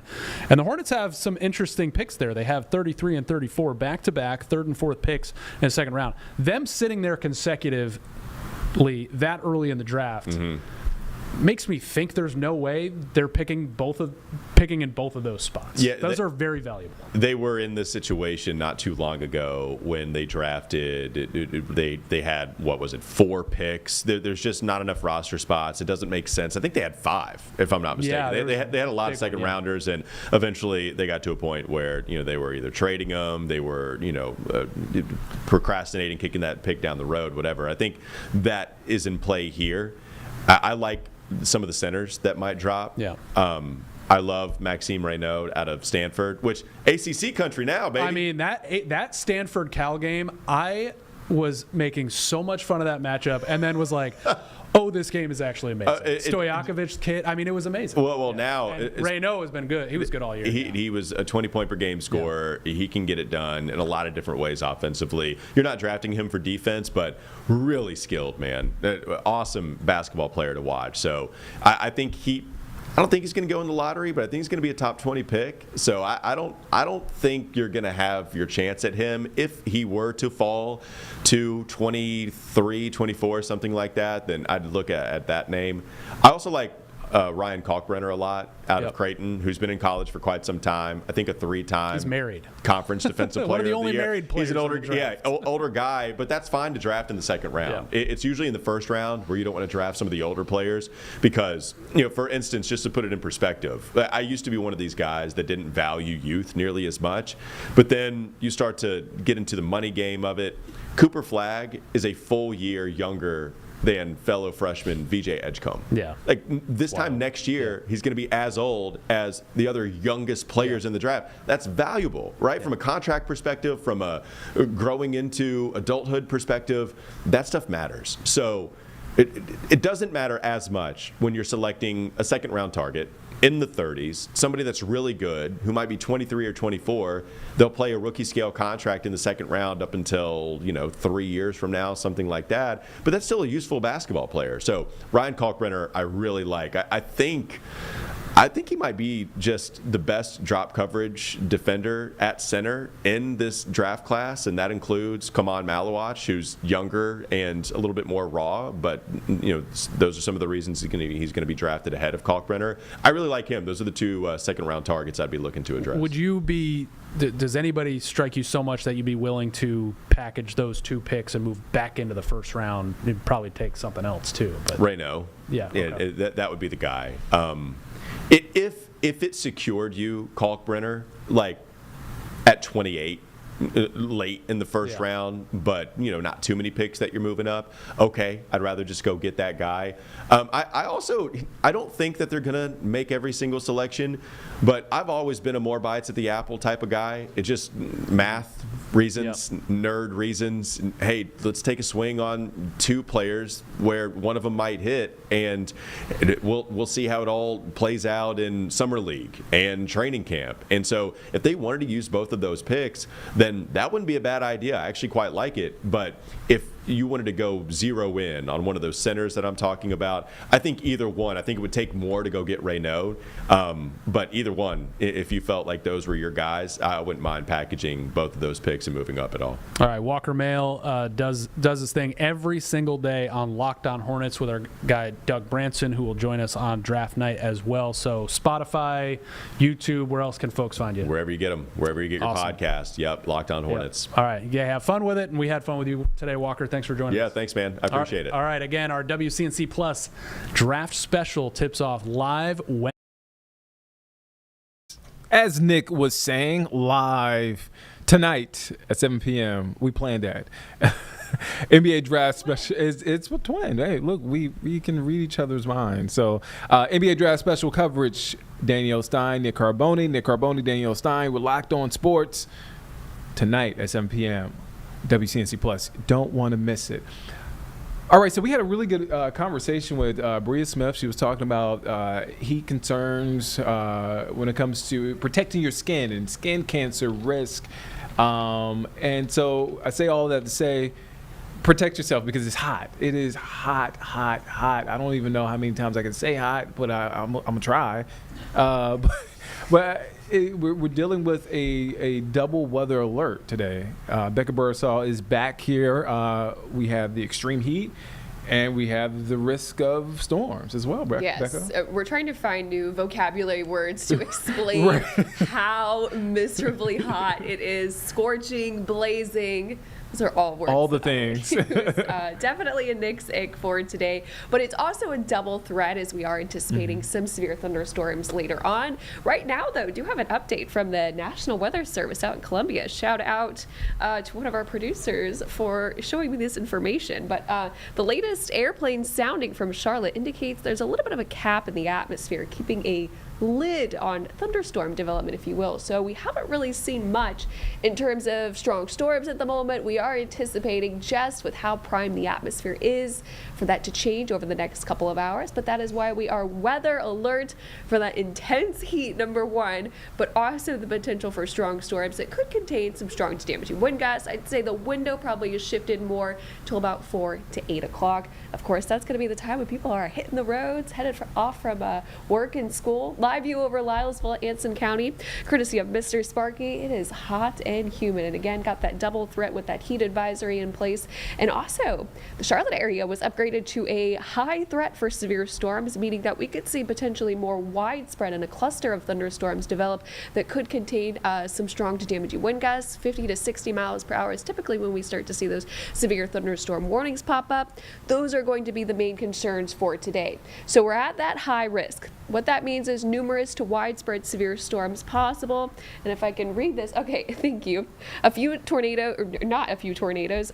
strong thunderstorms that could contain some strong to damaging wind gusts. This is going to be a little bit more widespread and scattered, again, which is why we are weather aware. So satellite and radar, you can see it's pretty much dry in the Charlotte metro. Got a little bit of activity now developing, especially over towards the foothills right now, over towards Avery County and also portions of Burke and Caldwell. This is likely developed just within the last 15 to 20 minutes.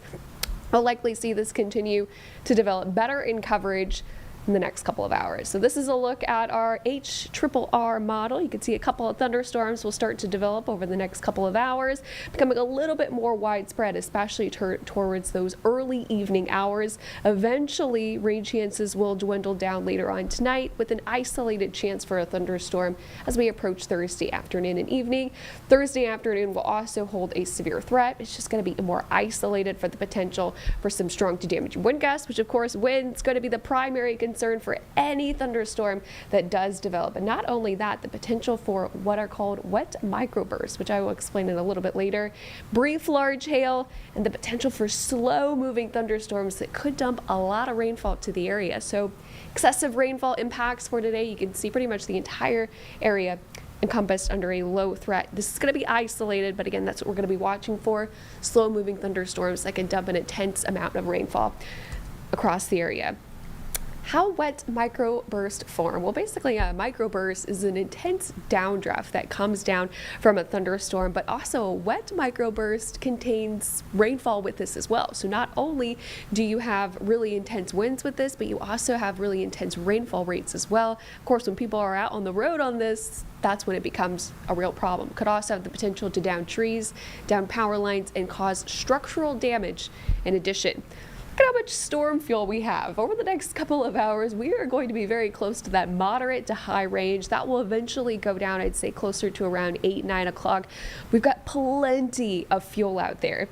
Another aspect of this forecast is it is hot. Heat advisory continues from now all the way through about 8 o'clock, and every county in the orange are seeing heat index values between 105 to 109 today. Yesterday, a few counties, especially further off to the east over towards Raleigh, were encompassed under that extreme heat warning. That is when the heat index is expected to be 1 in 10 or greater. Of course, we are only in the heat advisory category for today.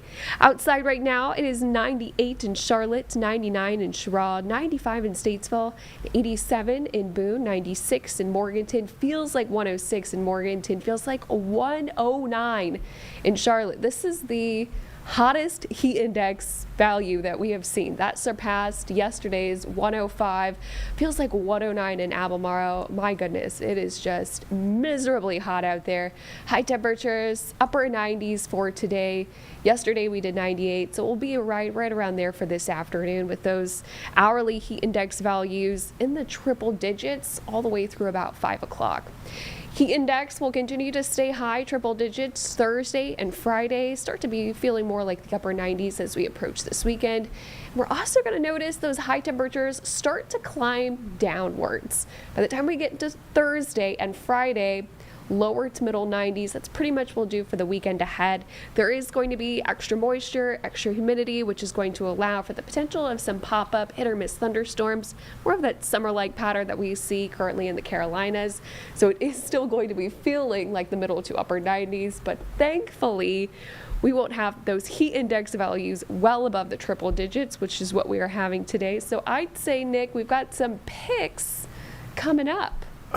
Well, Friday is a pick for me, and then we'll reassess from there. I see some rain, some thunderstorm chances, so we'll you'll reevaluate. We'll reevaluate it. Okay. So right now, I could say today is an ick, today's an ick, tomorrow's an ick, Thursday, and then Friday is a pick. Okay, Nick's picky. I am very picky. Very picky on the picks. You have to. Yes. For my criteria, you have to. Ironclad. This is your criteria in your brain. This is going to be adopted soon by the entire station. So, Becca, thank you for your time and thank you for that update on the forecast. I just want to be weather alert today with storms, risk of storms, and obviously that air you can wear, that heat outside. All right, let's shift gears now. Let's talk space flight. Final frontier. That's right. So, am I saying it right? Axiom? Axiom. Axiom That's right. space mission. You know what, James? You know more than me. At least you're honest about it. I'm just going to be honest with you. We chatted about it before the show. I was going to say it's my fault. I didn't tell Nick this was coming up next, so that's actually a producer fail. But yes, a private space company riding a SpaceX mission launched 4 astronauts to the International Space Station this morning. This is different. Do you remember when Katy Perry went to space? Yes, and Gayle King. Yeah. This is not that necessarily because this lasted longer than a few minutes. They're going to be up there for a few days. They're going to go to the International Space Station and conduct some science, and we can rewatch that launch right now. Yeah, let's take a listen in.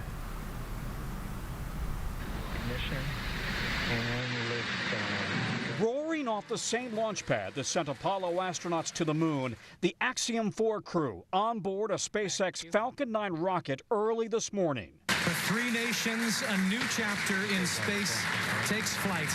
Godspeed, AX4. The launch delayed by a week due to what NASA described as a leak that needed to be addressed on the space station's Russian module. The Axiom 4 astronauts include former NASA chief astronaut Peggy Whitson and 3 new astronauts from India, Poland, and Hungary. But Whitson is a space rock star. Good morning to you as well. Already holding the American record for the most cumulative time in space, 675 days. Commander of the space station twice with 10 spacewalks under her belt. Having seen Earth from the space shuttle, a Soyuz spaceship, a SpaceX Dragon, and the station. You never say never. I left NASA not ever expecting to fly in space again, and here commercial space industry and Axiom Space has allowed me that opportunity in just a few years from my retirement from NASA. So things are changing very quickly in space. Very quickly. This 2-week mission will focus on 60 scientific studies from around the world. But this is Axiom's ultimate goal, to build the first commercial space station dedicated to making medical and science breakthroughs in microgravity. The Axiom station will start by attaching a module to the ISS as soon as late in 2026, then eventually separating and floating free on its own, a sort of floating science lab for the world. So James is, you see him right there on your screen. He is our space expert. That's nice of you. He's a transit space guy. And so the interesting part about that story is Axiom is building a space station? Yes. So, Nick, they want to be one of the companies to build their own privately held space station. The one that's up there now, first pieces went up in 1998. Think about the technology you had in 1998, Nick. I don't have it anymore. So the space station that's up there now is going to be decommissioned someplace in the next couple of years. It's going to deorbit and burn up in the atmosphere. And they actually delayed the launch of Axiom 4 until today because they wanted to make sure that a ongoing leak on the International Space Station was under control before they sent additional humans up. So they did ultimately clear them to launch this morning. But yet another kind of health check on the ongoing International Space Station. That is, again, a collaboration between NASA and Russia and other government organizations. But in the next few years, they want to hand that over to private companies. And did I read that correctly? India and Poland are a part of this as well? Or am I off? Or did I read something wrong? Yeah, no, that sounds right. I mean, the current space station has dozens of countries that send up astronauts, and then there are a couple of mainstays that kind of run the operations. Man, fascinating stuff. See, this is James, space transit expert. You have to give him that. All right, so let's shift gears. It is Pride Month. So last week was the first ever Pride event for Pineville. So this weekend, Saturday actually, from 12 to 6, Boone is having their Pride event. It's a big deal for organizers. I got a chance to speak with Todd Carter, Kirsten Morgan with Boone Pride Planning Committee. They've done a lot of work. They got a chance to talk to me about the evolution of this event. Starting in 2022, they kind of scrambled to put it together, and then it's grown over the years. We talked about that. We talked about the impact of Helene. We talked about the impact of a new administration. So let's listen into that interview. Again, that's Todd Carter and Kirsten Morgan with Boone Pride. I got a chance to read the press release. 2022 was the first year of the event. And it was funny. I read it and it said you guys were scrambling to get to get it done the first year. Describe the growth from year one to where we are now. Well, so there had been kind of an informal community event organized by one of the faculty at App State in 2019, kind of the first like real march, Pride March and everything. And then the pandemic happened. And then I decided to run for town council. And one of my main issues was we were going to recognize Boone. We're going to recognize Pride in Boone because people think Boone is like this really cool, hip, liberal, diverse place, but the town policies did not reflect that. So that was one of my focuses was we're going to recognize Pride. We're going to fly the Pride flag over the town hall, and we're going to start having Boone Pride. And that first year, honestly, it was me. My parents had decided to move from Wash County to Wilmington. I was 2 weeks before anything. People were like, are we going to do a Pride? Are we going to do Pride? And I'm like, oh my Lord. I literally had few people Venmo me money. And I bought stuff and pulled together like a little march down King Street and a rally at the Jones House with some other elected officials, and it was just really quick. But it was great. There were like 300 people that came. So now last year we had 1,200 at the first festival we ever had. Yeah. Last year was the first like real festival then with like a stage and performers, music and we had vendors, and stuff as well. So it was very exciting to have this bigger event last year and really have so many people come out because we weren't sure. We were like, how's this going to go? We were 300, but yeah, we had easily 12 to 1,500 people. Which was a big deal because we even got kind of late started on the planning last year a little bit, but yeah. Is it overwhelming in a good way? Very good way. So in 2022, 23, we had marched on the sidewalks, and then the police chief, Chief LeBeau, who's since retired, he said, "This is getting too big. We're going to need to close the street." But what's interesting about Boone is we don't own any of our main thoroughfares. They're all owned by the North Carolina Department of Transportation. So our main roads where everything happens is not owned by the town.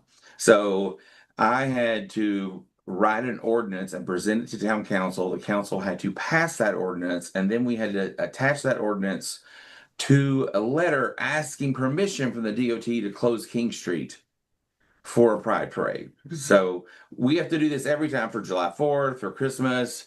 And I didn't know how it was going to go. So last year was the first year, and they said, sure.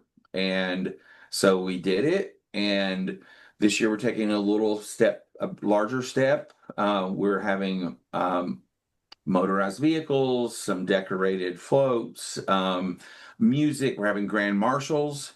We've appointed River Girl Fishing Company. I don't know if you're aware, but Kelly McCoy and Renata Dos Santos, they own River Girl Fishing Company in Todd. And when the hurricane hit, they turned their entire compound, which was decimated and destroyed, into a hurricane relief center. So we're honoring that. With that being said, for folks first time out there, what can they expect? I know you sort of you talked about it, but what more can they expect? Yeah, so they can expect a lot of things. They can expect a bigger parade than last year that we're going to have, right? We're going to have some vehicles. We have the whole street closed off. There's going to be people in drag performing in the parade, like just kind of there. It's going to be a very joyful vibe, right? Because as my shirt says, queer joy is something that is very important all the time, but especially right now. And then at the festival, which will go from 1 to 6 after the parade, they can expect a variety of local drag performers. We really wanted to focus on featuring drag performers in the rural areas here. So we have them not only from Watauga County, but from Ashe County and Avery County as well. And that's really important to us that we're highlighting local, drag performers. We have local queer bands as well performing. There's going to be a variety of vendors, so queer makers who make a variety of things. There's going to be a whole kids corner with art expression spaces and free face painting and all of that as well. So they can expect, a very much celebratory vibe of the day and a lot of cool stuff to do. And a really cool unicorn mascot. Yes, we have our unicorn mascot. I do got to ask, it's a two-part question. So a lot has happened since last year, right? Where you talk about Helene, a major impact, also a new administration as far as the federal government pushing back on DEI. To get to this point where we have this event, what has that been like? What are your feelings towards that? Have there been any challenges? Well, I will say I was probably more nervous this year about sending the letter to DOT. I did not know how they were going to respond, even though the Council of Governments in our state is more supporting. I just didn't know. So, I literally was holding my breath, and I called Kirsten and said, "Oh my God, we got it. Okay, we're good. We're good." You always got to have a plan B. But this year's more important than ever that we do this, and we're prepared. But it's even more important than ever, particularly to raise up trans voices, which are being attacked and pummeled from every single entity, federal, state, local. It's more important than ever, and we want to highlight and showcase that. Yeah, and I definitely agree with all that. I think what I would add, is that what I think all of us, because we had our first planning meeting right after the inauguration. And, we all kind of a check. How are we all feeling? And it was determination. It was, we need this more now than ever. You may have heard this before, but we say pride saves lives, because it does. I know as a young queer kid, I grew up in the San Francisco Bay Area, and a lot of people think, oh, you were probably so welcome there. Bullied incessantly. I had friends who took their lives because of it. And going to my first pride there was literally a lifesaver of oh, I'm not alone. And out here in rural areas, it is more important than ever. If even one person sees this, one kid especially, and goes, maybe it's going to be okay, and I'm going to stay today, that's worth it. So we were very determined to do this. I'm the one who posts stuff sometimes on social media, Facebook groups and stuff, because I don't mind dealing with some of the pushback we get. And I've had more people reach out to me asking, is this family friendly? Can we come as an ally? We want to support you. So I think there's a lot of support still around this for the most part. People do. And a lot of it is, I have a kid who's gay and I want to come and support them, and I've never done that before. And, because that is what happens, right? Most people know someone who's queer, whether they want to admit it or not. And so how do you love them? And I think relating to Helene, I think this is also an interesting time, because it's still about community, right? As Todd mentioned, we're supporting River Girl as a local business that, of course, supported their community and was hurt not only by the hurricane, but was hurt by the tariffs, trying to get their supplies back up. So we're trying to do that too. And when the hurricane happened, I'm a professor at App State. So App State closed. So I had weeks off basically. And so I was out there digging out people's basements. Myself and some friends who are very visibly queer were in these haulers doing that. And we had conversations with people. And I think it affected some people's views on things, because they're like, you're out here too, just helping. And it doesn't matter, who we are. And I'm hoping that we can continue to build that community, because we're all here and we all need to take care of each other. What is it like for you guys to be there? I mean, you're planning it, you're wrapped up in making sure everything goes on, I guess, smoothly. But what is it like for you guys to be there? Do you ever get a moment to have a sigh of relief? Okay. The sigh of relief comes when it's over. Yeah. We did it. Nothing went wrong, but I think, I don't know, I get moments where I'm just like, wow, we're doing this. And last year, how amazing it went and how many people came out. I was just so grateful. And I know, again, I have a feeling it's going to be bigger this year. To be out of this kind of stuff, they look at it as important more than ever. And I'm just so grateful for the community support we've had with that, and just this matters so much that we're able to do this here, and I'm so grateful. Yeah, it's in 2023 we actually had a threat from the Proud Boys out of Winston-Salem, and then we had another threat from someone who was going to shoot us up. So that was the 2 hours leading up to the parade for me that year, or the march that year, and so it was a little stressful, and that is always top of mind. But at the end of the day, we have a plan. We announced the plan before. I mean, it really stinks that we have to think about these things, that if there is an active shooter, here's where you go. We've got all this planned out. We have safety marshals. We have a really supportive police department in Boone PD. And so we feel good about it. We feel good about the safety. Anytime there's been any sort of issue beforehand, they have dealt with it immediately. Mm-hmm. And so we're here to bring the joy. And yeah, I sometimes just will step on the stage between acts, or just stand there in the crowd last year just going, wow. Because this was really personal to me when I moved back here. I grew up in Hendersonville and lived in California for a number of years, moved back here, and I was just shocked at how behind everything was. Mm-hmm. And I was actually at the very first Charlotte Pride as a sponsor. I was working for a company in California that sponsored it. And I remember when Charlotte Pride was on one little block. So I remember that. That was in 2000, 2001. And I was like, okay, this is now Charlotte Pride. I want to make Boone proud. I want to bring that. I know I can do this. I've been to a lot of prides all over the country, but Boone needed it because everyone thinks of Boone. Oh, that's a cool place. That's a really cool place to go. Well, didn't feel so welcoming sometimes, and that's what we set out to do. Is like everyone is welcome here, and we're going to celebrate it. Before I let you go, is there anything else that I missed that I did not ask? Well, if you want to come watch the parade, it steps off at noon. You can line King Street. We have people from Morganton, from Gastonia that drive up for this, that drove up last year. That again, it's the kids. They like, I want my kids to see their first pride. And the festival's from 1 to 6. We're going to have food trucks. It's going to be a lot of fun. Just come and bring your queer joy or ally joy and revel in celebration of pride and love and community. Yeah. I think the thing I would add is just building on that is that all pride celebrations are important, but I think what makes ours special is that it is truly that about community. I've never lived in a place, and I lived all around the country. I've never lived in a place that actually does live up in a lot of ways to a community that shows up for each other.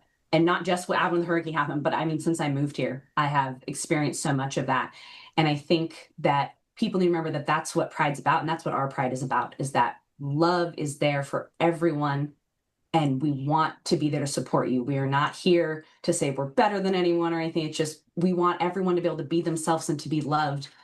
And that even stands for the people that have some issues with us. Like, we want them to be able to be happy and live their lives too, because we care about our community. And if you look at all the groups coming, like our mutual aids groups and stuff, they are there helping everybody and anybody. And that is so important to us here. And that's what defines us, I think, as a pride celebration. And we have our first T-shirt, and it's a barn quilt. Oh man, that is a really cool shirt. Yeah, designed by a local artist who's on the planning committee as well. Really great interview with Todd Carter, Kirsten Morgan with Boone Pride. The event is this weekend. Location 252 Poplar Grove Road in Boone.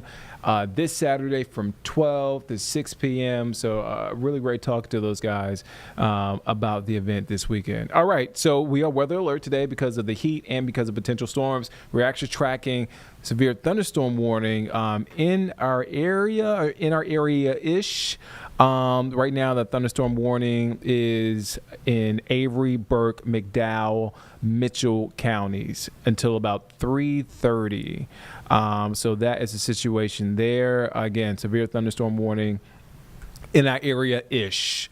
And if I can say one thing go ahead, about the James. storm, I was just checking in with the National Weather Service. This is what they consider, Nick, a considerable severe thunderstorm warning. So it's kind of like one tier up because it has 70-mile-per-hour winds. A standard severe thunderstorm warning has 60-mile-per-hour winds. So it's a little bit more than your run-of-the-mill storm. And as you mentioned, that goes until 3:30. All right. And again, as we mentioned, we are weather alert today. And so, again, the heat, extreme heat, thunderstorms, be on the lookout today. Make sure you had the app. Make sure you have our app, rather, and make sure you have WCNC Plus on Live Impact News on so you can get those latest developments. All right, so we want to get to an interview that Vanessa Rufus did yesterday. Really, really interesting interview. So after 11 years as Mecklenburg County Manager, Dina DiOrio is hanging up her hat. She is retiring. And so she got a chance to come into the Live Impact studio, speak with Vanessa Rufus about her retirement and her journey as Mecklenburg County's manager. Let's take a listen into that interview. Also, before I leave, we're nearing the top of the hour. I'm gone at the top of the hour. I'm done. I'm out. However, you can catch me at 4 o'clock if you stick here on WCNC Plus. And yeah, we'll do this again tomorrow. But for now, let's tune into the interview. Dina DiOrio, Mecklenburg County Manager, retiring after 11 years. Have a great interview lined up for you this hour, and man, we're going to be going back over the last decade or so in Mecklenburg County history and kind of looking forward to what comes next for the county, because as we reported here on WCNC Plus, Mecklenburg County Manager Dina DiOrio is going to be retiring from that position. There will be someone new stepping in on July 1st, and so we wanted to have Dina DiOrio here to talk about what the last 11 years have meant to you, kind of as you prepare to close this chapter, I mean, I can imagine that's probably a bittersweet type of feeling for you, but July 1st is coming up, a week from today. How are you feeling? And what went into this decision that you felt like, this time, this was the time to do this? Well, I mean, first of all, thank you for having me. I really appreciate being able to take the time to talk about all this. I'm feeling really good. I mean, I think when you're ready, and I think for me, this was certainly the right time for me to go, and there was a number of reasons why I wanted to do this. First, we have a new board chair. He's not all that new anymore, but Mark Jarrell came in December. Lee Altman came in also as our new vice chair. Young leadership, and I really thought it was important that young leadership really develop a relationship with the next young leader of Mecklenburg County. And I knew that I was going to be retiring at some point, but when that change happened, I thought that was a good time for me to go. There's also a lot of new young leaders in the county in a lot of these other organizations. So you've got, the United Way, the Y, the Alliance, the Charlotte Regional Visitors Authority. We have a lot of new young leaders, and it was really, I think, important that all the young leaders get together and really sort of talk about what the future is for Mecklenburg County and the city of Charlotte. And, and I've talked about this before, my first husband died when he, was young, 68 years old, and never retired, not a single day. And so I really made a commitment to myself that I was going to retire when I was young and healthy enough to enjoy it. So all of those things together really contributed to my decision. So, I mean, knowing that this time is coming to a close, you've been county manager for 11 years at this point. What do you look back on and say, man, I'm really proud of this, that we did this? So there's so many great things I think we've accomplished over the last 11 and a half years, but I think one of the things I'm most proud of is, as an organization, Mecklenburg County is relevant, I think, in this community. And when I got to Mecklenburg County in 2007, I was the chief financial officer before county manager. And when I became county manager in 2014, I don't really feel that Mecklenburg County was relevant, that people would call upon Mecklenburg County to be at the table when problems were being solved. And that was one of my big priorities, was to really make sure that we were part of the conversation and people looked to us to help solve those problems. And I think that's definitely accomplished. I think we are definitely a relevant organization. We're a high-performing organization. We've got over 6,000 committed employees who work so hard to provide high-quality services to all the residents in Mecklenburg County, and I think I'm most proud of that. I mean, there are a few headlines that I remember from your time as county manager. I'm probably a bit partial to this, but I moved to Charlotte pre-pandemic, but literally just right before the pandemic. And starting off here at WCNC Charlotte, essentially my time here kicked off as a COVID reporter. So I was responsible for following the data for not just North Carolina and the nation, but also specifically counties in Mecklenburg County. And you were at those briefings every single day. It felt like there was a period of time where we were doing the daily briefings, and you had to be one of the leaders of the county through a pretty difficult time for a lot of folks. And I'm just curious how that sat with you and what you look back now, on that time and think, man, how did we do that? Well, I mean, it was a very difficult time, and part of the difficulty, obviously, was that nobody knew what we were really dealing with, and so you really didn't know what each day was going to bring. So you got up in the morning and you just sort of said, well, let's see what today brings. And so having to be nimble and being able to pivot when you needed to pivot, but we did it as a team. There were a number of people who were part of our group, our hospital systems, all the other, the city of Charlotte, the towns, all the other people who needed to be part of those conversations. We did it as a group, and we decided, as a team, how we were going to proceed on everything. So while I was the one at the briefings, I was certainly not the one driving all those decisions. I mean, we really did it as a group, and I think that's what made us, most successful. And in the early days, that group, we talked 2 and 3 times a day. We did a briefing to the public once a day, but we were talking all the time to make sure that we were always aligned, that we always understood to the best that we could what the data was telling us, what the science was telling us, and what advice and guidance we needed to tell the public. I mean, there's no playbook for that. There's not. And they don't teach you in school. Nobody teaches you how to manage through a worldwide pandemic.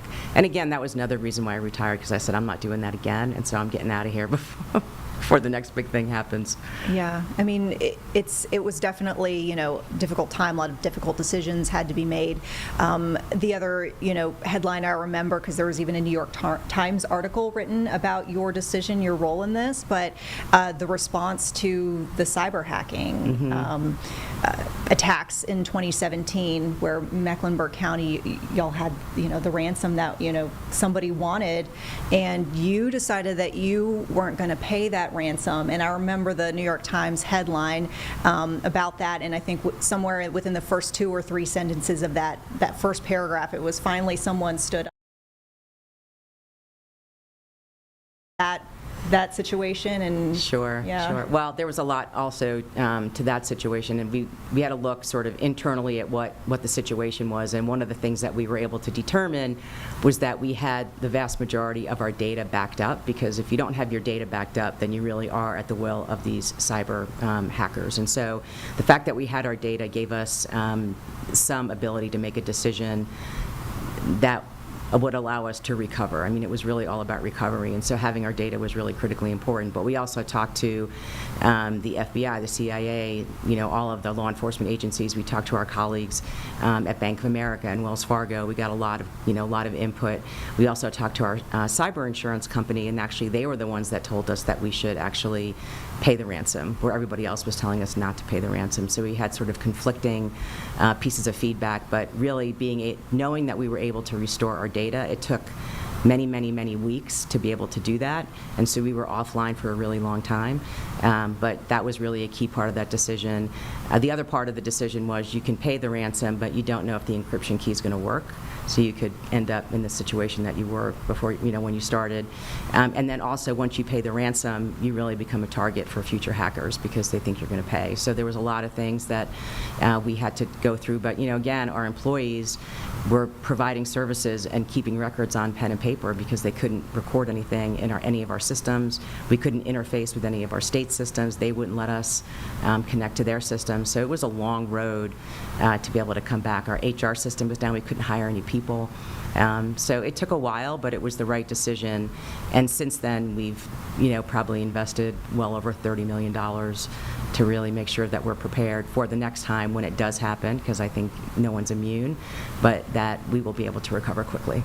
I can imagine, you know, and this feels like an illustration of that, you know, the cyber hacking situation. In 11 years as county manager, you've probably seen a lot of changes in government and the role of government and how government has to respond to certain things and even what the government has to respond to. And I mean, I just think, you know, from a perspective of a reporter and how we see things evolve, you know, in a short period of time, it seems like relative. I mean, can you think back to when you first started and now, and how much things have changed for you as somebody who manages the county? I mean, I think in some respects, things definitely change, right? So technology is one of those things that changes dramatically. And, you know, one of the things that we've been talking about in sort of my last 8 or so months is, you know, well, how are we going to incorporate AI into how we provide services? So that's all new. But in the basic provision of county services, they really don't change all that much. We can find a better way to do it, a more efficient way to do it. But, you know, when you're looking at a family who needs, you know, food stamps or needs Medicaid, I mean, that's really a transaction that, you know, it doesn't really change. It's really about making sure people get the services that they need. But there are things around technology that we've had to try to make things better and more efficient, for sure. Now, I know you've said before one of the things that you're particularly proud about of, you know, your time with the county was the MEC Pre-K program, and it looks like there continues to see, you know, we see the enrollment growth with that, so there's clearly a need and an interest. Tell us about that program, how it's evolved, and your feelings now that I guess it's there in place, and you know, the next generation can come in and usher in the next chapter for this program as well. So the MEC Pre-K program really stemmed out of the Chetty study, the 50 out of 50 that the county was in 2014. We had a task force that came out with a big report, and one of the recommendations in that report was making sure that children had access to pre-K education, that children that have access to a high-quality pre-K experience do better in school, they're more likely to graduate high school, go to college, make more money over their lifetime, have less involvement with the criminal justice system. So the research was really clear about that. So Mecklenburg County as an entity, if we were going to lean in and try to make a difference as it relates to economic mobility and economic opportunity, we decided this was a place where we could lean in, because if we didn't do it, nobody was going to do it. And so we started in 2019. We launched our first class, and we have 105 classrooms now, and in the budget they just expanded for 10 additional classrooms, so we'll have 115 classrooms. And since we started the program, we've educated about 10,000 4-year-olds, which is remarkable, and that is transformational for those kids and for their families. So really proud of it and really excited that we have the support, and we continue to have the support for that really important program. Yeah, I mean, education's certainly a big topic, from various perspectives. I know we talk about education in relation to the pandemic and how kids might be bouncing back or not bouncing back in some areas from that. And so, I mean, have you heard of any discussions about, as it pertains to MEC Pre-K, how there might be any changes or ways to try to get ahead of any sort of learning shortfalls for the community because of what we're seeing right now?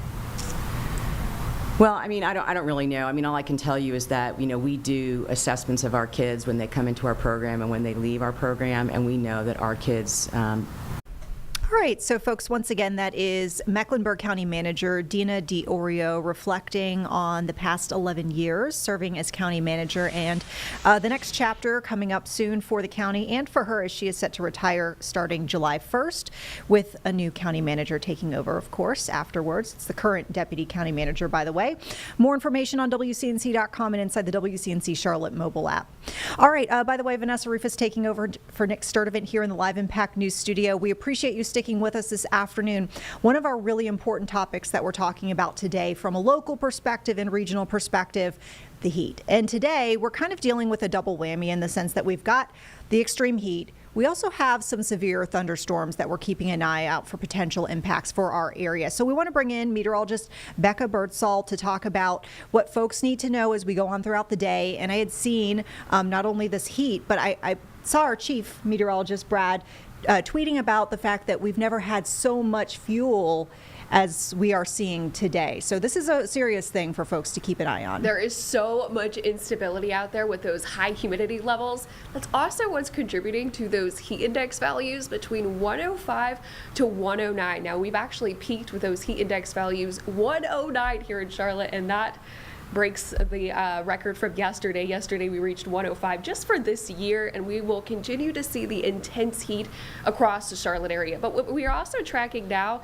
is a couple of severe thunderstorm warnings. Now, we've had a couple issued further east and further west to our area, but we're looking at one in particular that was issued over towards Avery and Burke County, and this was for golf ball sized hail and 70-mile-per-hour wind gusts. The National Weather Service has also tagged this as having basically stationary movement, meaning it's not going anywhere, and it's dumping a pretty intense amount of rainfall across portions of Linville Falls, as well as Table Rock, Ashford, North Cove, Spruce Pine, Ingalls, and Little Switzerland. So you also see golf balls high hail. You can expect hail damage to roofs, windows, and vehicles. So this is a heads up to Avery County. If you haven't found shelter just yet, you'll want to do so as the storm continues to pack a punch. Now, I also want to get to some of the wind gusts that have been reported on this, 70 miles per hour. And when you combine that with these intense rainfall rates, this could down trees, down power lines, and also cause some structural damage to buildings as well, which is again the reason why we are weather alert. There's also a ton of lightning strikes with this severe thunderstorm warning, up to around 55 just across the county. Again, it is not moving. So this is what we have right now. Severe thunderstorm warning goes until 3:30 today. It's under that considerable tag, again, for the potential of golf ball sized hail and 70-mile-per-hour winds. This could easily cause lots of damage to the area. Now, the risk for large to damaging wind gusts is going to be the greatest concern going in the next couple of hours across the Charlotte area as well.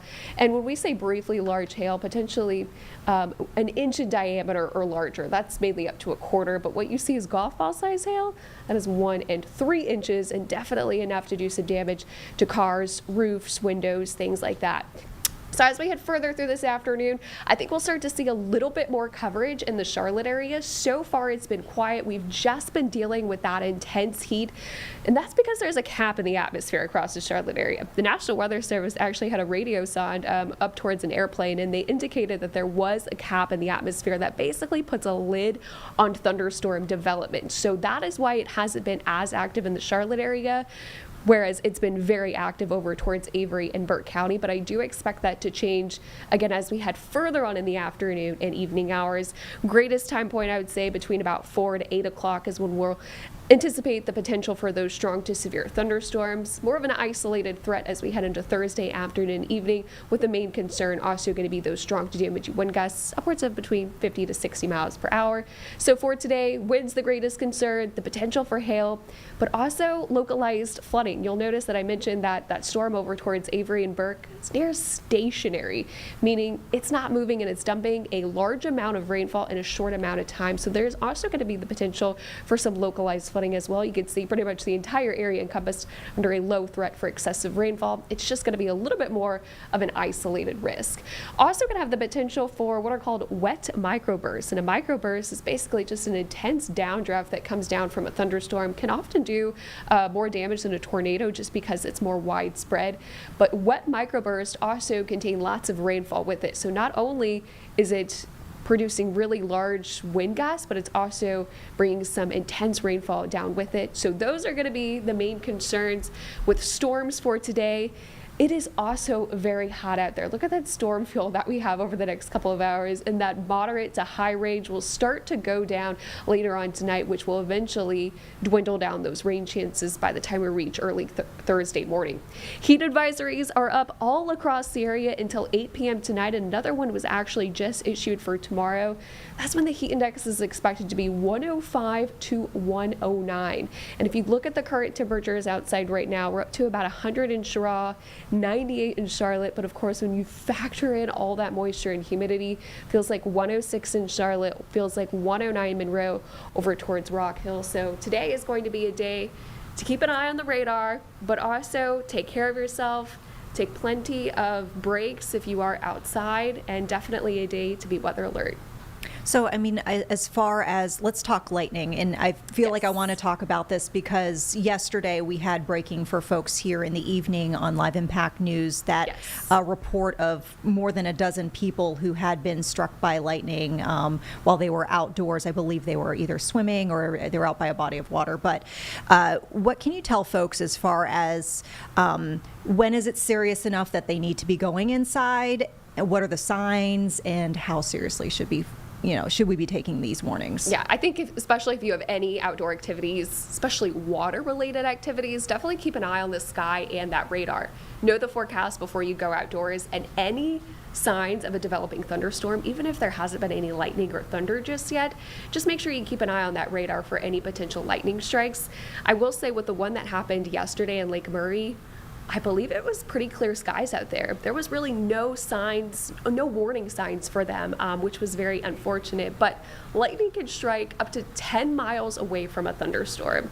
So that's when it becomes a little bit risky, especially if you do have any outdoor activities. Just keep an eye on the sky. Any potential signs of a thunderstorm, head indoors and check that radar app.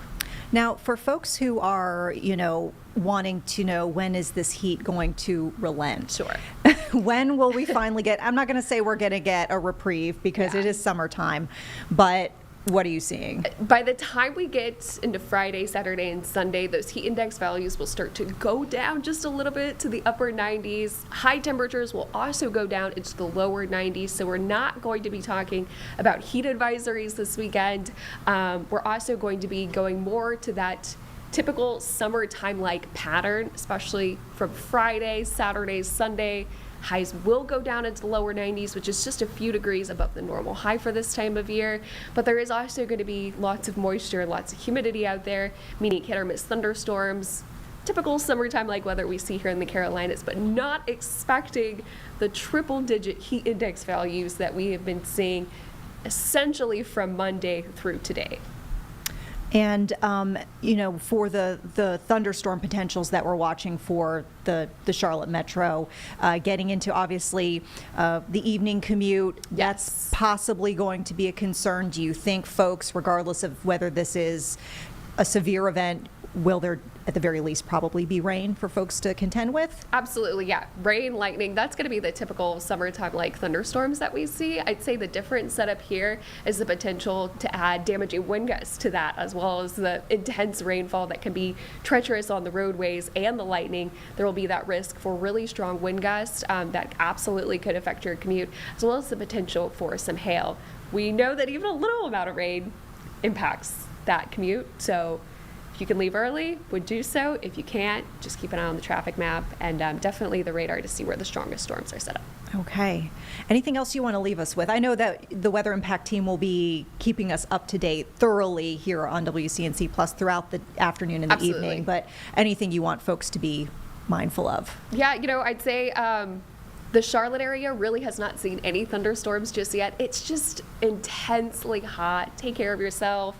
Drink lots of water and stay indoors if you can, and definitely keep an eye on the sky later on this afternoon and evening. Yeah, and if I could, mention as a animal lover, watch the pet pads. Yes. We've been very mindful of our pups. They like to go out frequently, so we're taking them out even if it's midday, but we'll try to walk them on the grass, keep them off of the sidewalks. I know that can hurt their paws. Any shaded walks. I had to do one earlier this morning around 9 o'clock, and it was very hot, but my dog is one of the dogs that has to have a walk. Yeah. Rain or shine, no matter what condition it is, or else he will not be a happy dog. So if you have any active dogs that really want to be outdoors, or love to play outside, sniff mats and any sort of mental stimulation, I've been doing a lot of that recently because it's just too hot. Yeah, that's a great point, actually, because we were talking about that in our household.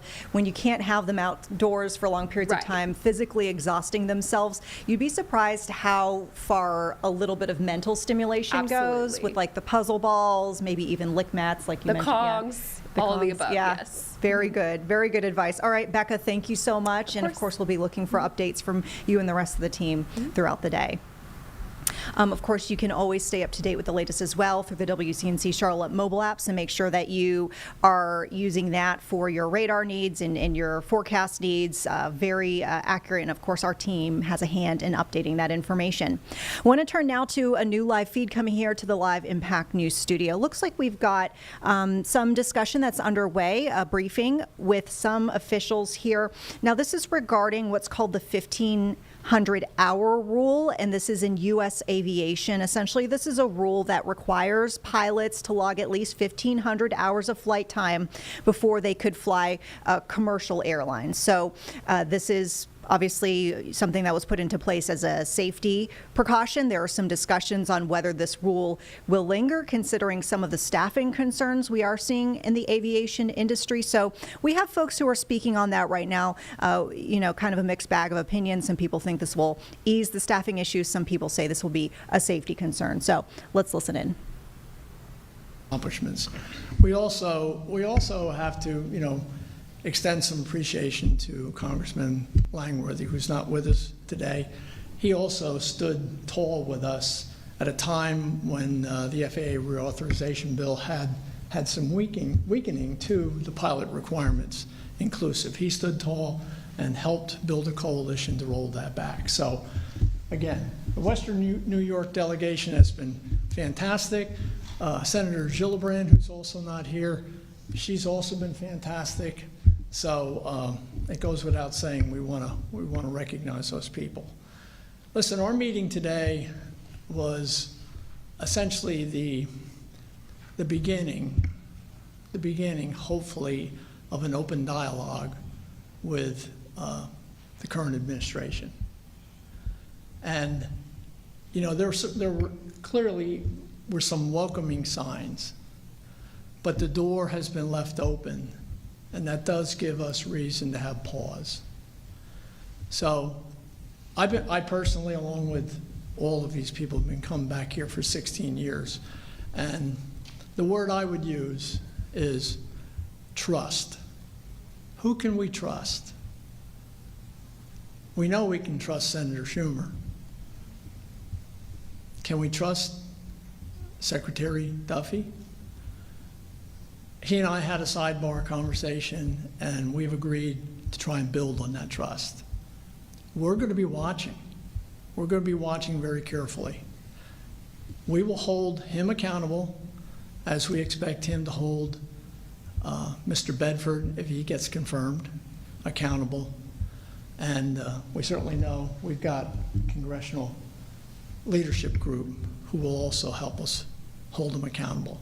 Now is not the time to weaken safety. Now is the time to strengthen safety. Secretary Duffy told us his number one priority, because he did use the word safety a lot, his number one priority is air traffic control. And let's face it, that's a system that's been broken for a long time. In fact, that was part of the debate going on in Congress that held up actually getting our bill passed back in 2009. So it's not something new. This has been around for a long time, and it is time for Congress to act. Somebody's got to step forward and take the action. And I know we've had some conversation with the American airline families with the terrible crash at DCA, and I know that they're pretty vigilant. They're going to move forward and work on that. So anyway, thank you. I wasn't really going to step forward. I know I talked too much, but at the end of the day, trust. That's an important word. We need to build a trusting relationship, and we need to hold people accountable. Okay. Thank you. Please. Well done. Nice job on the spot. Johnny on the spot. Scotty on the spot.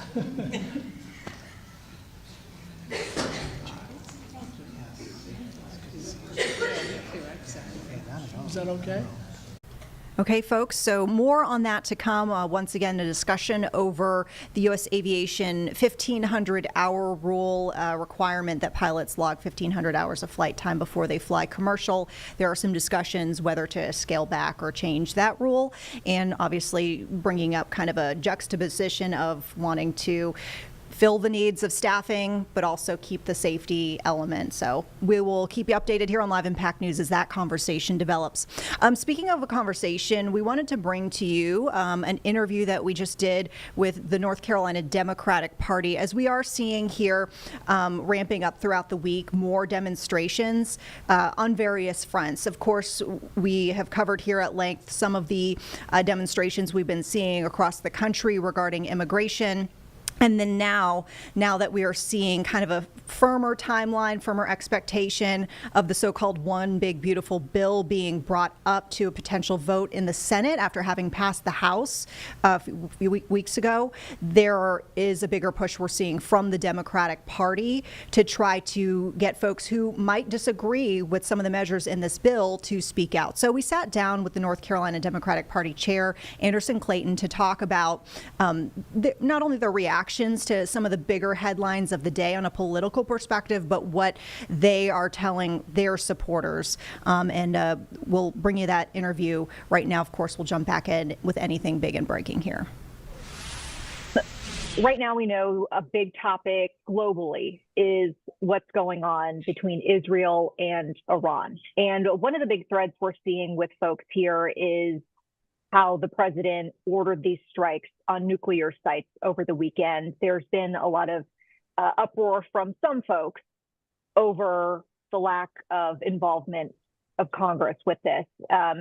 Anderson, what are NC Dems saying about this? Is there a discussion ongoing about your response, but also what y'all might do, in response to that decision by the president? I think all of the American people were owed the constitutional obligation that the president has to get congressional approval to enter into any sort of action like he did over this past weekend and what we saw this last week. And I think that in general, right now, we understand that the situation is severe in the Middle East and understand that there is a lot at stake right now in this country for what is to happen. But I also think that everyone can agree that Congress has the overall authority to be able to authorize us to be able to go into any sort of militarized situation. And Donald Trump refused to do that, quite frankly. And 75% of this country right now disagrees with us entering into another war. And I think that we've got to take into consideration what the public's perception right now is on what we're doing and what the Trump administration has decided that he can allow himself to do without any sort of authoritarian action over it. Have you heard from representatives who have been hearing from constituents, other than, what you expressed about the fact that there is a segment of the population that feels like the strikes were improperly done? Are there any other potential impacts that people might be worried about because of what is escalating right now in the Middle East? I mean, number one is just public safety. There are people that have never seen something like this happen in their lifetimes, especially young people that are worried about what does this mean for the country. I had someone that is in high school the other day ask me about a draft for the first time in their life, right? Of trying to understand what does this actually mean. And I think that that's also what happens when you don't have a presidency that's actually communicating with the American people like they should be, is the aspect that folks don't understand what's going on right now. And so a lot of people are scared, and folks want to make sure that that we're upholding everything that we need to make sure Americans feel safe and secure in our country right now. What are the Dems doing, in response to this? Given the fact that it sounds like y'all are opposed to what, the decisions made here, how do you plan to, push your perspective and in your view, make things right? We just need to make sure that we continue organizing on the ground and honestly educating people about what's happening in Congress right now. Most Americans are not watching national or local news, quite frankly. People have turned off from politics because everything that's coming out of this administration is barreling at folks quickly. And people are not honestly able to, I think, pay attention as fast and as rapidly as we're seeing everything come out of Washington, D.C. And what we really need to help people understand is right now that this is also happening in order to pull people away from the fact that, Republicans in Washington, D.C. are trying to strip millions of people across the United States from healthcare access, that they are trying to take away SNAP benefits from people across this country right now. I mean, this is in some way a distraction from what is going to impact everyday people's lives across the United States as well. And I think that's also why we see Donald Trump talking about it aggressively as he has, at least in the last day or so in the media, and not actually educating people like he needs to be across this country. But what we're going to continue doing is holding Thom Tillis accountable, asking people to call their members of Congress, their offices, to let them know that they are against this type of action without congressional authority over it, and making sure that people understand that their voices do matter in this process, and that the phone lines in Congress, we want to make sure that they're ringing all day long, to be honest with you. We've had a lot of developments, not just on a state level, but also nationally. For example, we saw the Supreme Court weighing in, essentially paving the way for the Trump administration to resume its deportations of people to, I guess, countries that they're not even from, third countries, if you will. But we also saw here in North Carolina, for example, the vetoing of the bill that would have increased the requirements of local sheriffs in their cooperation with ICE. So what is your perspective on the landscape right now? Anything that you see that you agree with, what do you disagree with, and where do we go from here? I mean, I think that what we saw last week was this past week on Friday was Governor Stein veto the right set of bills that we needed to right now, which came down to HB 318, Senate Bill 50, which is also a concealed carry permit bill or permitless concealed carry in the state of North Carolina that we saw Republicans try to pass. And also looking at one other immigration bill that would force sheriffs to participate or to collaborate with ICE right after someone had just been released from court. And honestly, why Governor Stein did this was in, collaboration with local sheriffs, was trying to actually advocate for people on the ground that see these type of incidents happen in their community. And it was based on advocacy from the local level. And I think that's what all of our politics and all of our policies should be reinforced by, is actual public opinion from the law enforcement agencies and the sheriff's departments that we've seen across the state that would actually be able to give the right insight onto it. Because, 2024, according to the Fraternal Order of the Police, was the highest year for police deaths in line of duty that we had seen in this state's history. And I think that when you see a bill like SB 50, which was the permitless carry bill, come through the legislature, that's only going to endanger more police officers, more law enforcement lives actually in the state of North Carolina. And I think coming from the Attorney General's office, Governor Stein takes into consideration more and more law enforcement safety, but also public safety in general. And what does that mean in the governor's office to be able to promote that and also make sure that people feel safe in their communities? Because we know that that's one of the biggest issues right now that North Carolinians are seeing across the state is a heightened incident of gun violence in their communities since Republicans have pushed bills like this through the legislature. But also just on immigration alone, the deportations that we're seeing right now are not just deportations, they are kidnappings, right? They are taking people off the streets that quite frankly are someone that just looks a certain type of way, that are able to racially profile people across North Carolina and also in communities right now that they feel like they can go in and target. And so I think that the Trump administration has a lot to answer for. And we just saw a lot of folks, and especially our federal courts, be able to say that, you know, illegal deportations have happened and are bringing people back from countries, to your point, that they're not from and that they're being deported to right now because the Trump administration does not know what else to do with them. And I think that that is a crime in and of itself, in my opinion.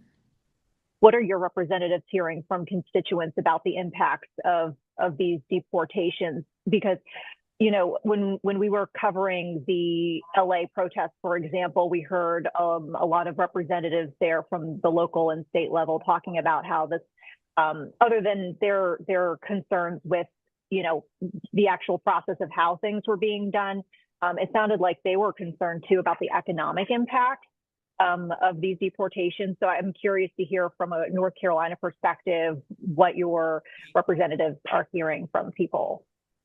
I mean, just what I'm hearing from people alone. I was out in Sampson County last night. I've been in Martin County. I've been in a lot of the rural counties in northeastern and southeastern North Carolina over the last couple of weeks. We've been on a rural North Carolina listening tour of about 50 counties throughout the eastern part of the state. And honestly, people are just scared. Our Hispanic communities across the state are fearful. You know, even people that did everything right, that are here legally, that made it through the citizenship process that we have, are also born here and have a right to citizenship, feel scared in their communities. And that's because these attacks are not just targeting undocumented citizens or undocumented people, they're targeting citizens. And I think that we've got to be realistic with what these policies allow for in communities. And they are taking people out of communities that have been lifelong residents of them. And I think that right now we need to make sure that we are documenting people effectively and efficiently and giving folks a route to citizenship that can apply to people that have been living for generations in this country right now. For people who are watching what is going on with this, you know, with this country, and we know that there are some people who agree and they support what they're seeing. We also know that there are people who are watching and they disagree and they want to see something different, you know, playing out, and they want to see change. What are the Democrats doing to try to make that change? Pushing back at every level that we can. And I think that that means organizing with community groups on the ground right now. You know, North Carolina, I'm not going to sugarcoat this to anybody. We are in a super minority in our state Senate and we are in a minority in our state House. Republicans have gerrymandered our state legislature. They've gerrymandered our congressional seats. You know, the idea of fighting back against this with policy right now is not necessarily a realistic vision. It is one, though, where I say, how do we map the organizations throughout the state of North Carolina that are doing good work? How do we make sure that we're educating communities about who is doing to them what's happening right now? Because so many people, again, not because they don't want to, but they're not paying attention to politics for several different reasons. And most folks that are working 2 and 3 jobs right now or who have kids at home, they're disassociated from the process until they have someone in their family and their life that comes and says, hey, do you know what's going on right now? And I really encourage every single person to get involved with us, to get involved with your county party in your community. You can go to ncdp.org and find out your nearest county party and what the activities that are going on in your local backyard, because each county across North Carolina is also different and it's facing different issues right now. And I think that we have got to be able to mobilize folks from the ground up. And that also means helping hold people like Tom Tillis accountable for the decisions that they're making on behalf of North Carolinians in Congress right now. And that also means when it comes to stripping away healthcare access for over 600,000 people that just got access to it at the end of 2023, thanks to a bipartisan deal on Medicaid expansion in the state of North Carolina. And so I think that we have got a lot to talk about with folks. We've got a lot to listen to folks about and to make sure that we're organizing in our communities day in and day out as Democrats. Do you think it makes a difference? Yeah. The demonstrations, the calling, the emails? Yeah, I do, because Tom Tillis today was just passing out a piece of paper in committee hearings that talked about how many people in North Carolina are going to lose access to health care. They know these policies are bad. What Republicans believe that they can do is honestly use billionaire money to be able to out-educate people about what's happening right now. And that's why I'm like, Democrats are never going to have the big money machines that Republicans do to be able to put dark money into politics like that. We're never going to be able to prime voters like they are right now. I see ads every day coming on TV that are talking about how the BBB is going to help tax cuts for local small business owners in Raleigh. And I'm like, that's not true. And I think that we need people in each part of the state right now that's going out and educating folks, because the number one folks that some people are going to trust in their lives are their family and are their friends. It's the networks around them. That is where most young people are getting their information and their news from right now, is their networks. It's not actually from local news, unfortunately, or national news, to be honest with you. And I think that our ability comes from how many boots on the ground we have and how many people we actually have out there talking to folks about it. Once again, folks, here on Live Impact News on WCNC Plus, that was an earlier conversation we had with North Carolina Democratic Party Chair Anderson Clayton. Wanted to mention, of course, we did reach out to the North Carolina GOP for commentary on the same topics that we discussed with the Democratic Party. We're still waiting to hear back. We are definitely committed to bringing multiple sides to all of these stories. So as soon as we get a response and we can bring someone on here on Live Impact News, we certainly will do so. We've got a new feed coming here into our newsroom. This is coming to us from Nashville, Tennessee. So on the topic of immigration, as we kind of are seeing this case here centered around one person becoming a larger sparking point for this dialogue of immigration and the actions that we're seeing underway right now in the United States. Kilmar Abrego Garcia, we know that there has been some demonstration happening out in this area of Nashville, and it looks like, bear with us here, of course, raw, unedited feed. We've got the camera moving around. But earlier, just a few moments ago, we saw folks with signs and we saw folks who were speaking. Abrego Garcia is actually due to have a hearing today, this afternoon. He is the man who was living in Maryland, was deported to a high security prison in Central America over what the government had called an administrative error. You might remember that after much back and forth and process in the courts, he was eventually brought back to the United States from El Salvador. However, when he arrived back in the U.S., he was charged with 2 federal felonies. Those crimes were conspiracy to unlawfully transport undocumented immigrants for financial gain and unlawful transportation of undocumented immigrants for financial gain. So it's basically transport and conspiracy charges. He is set to have a brief hearing to discuss the conditions of release. So we'll keep you updated on that. But once again, this was a rally that we were seeing just a few moments ago at the Nashville, Tennessee area, and one of many that we've seen regarding this specific person, this specific case nationwide. So more on this to come here on Live Impact News. And thanks again for bearing with the shot. I know, as we mentioned before, we kind of jump in here as we see the feeds come in, and we've got crews all over the nation and all over the globe. And as we see something interesting, we'll bring you there. But sometimes you do see the photographer moving things around, or you might see a reporter jump in to do a report, you know, in the middle of us talking here. So there we go. Nashville, Tennessee. More updates once again here on WCNC Plus and Live Impact News.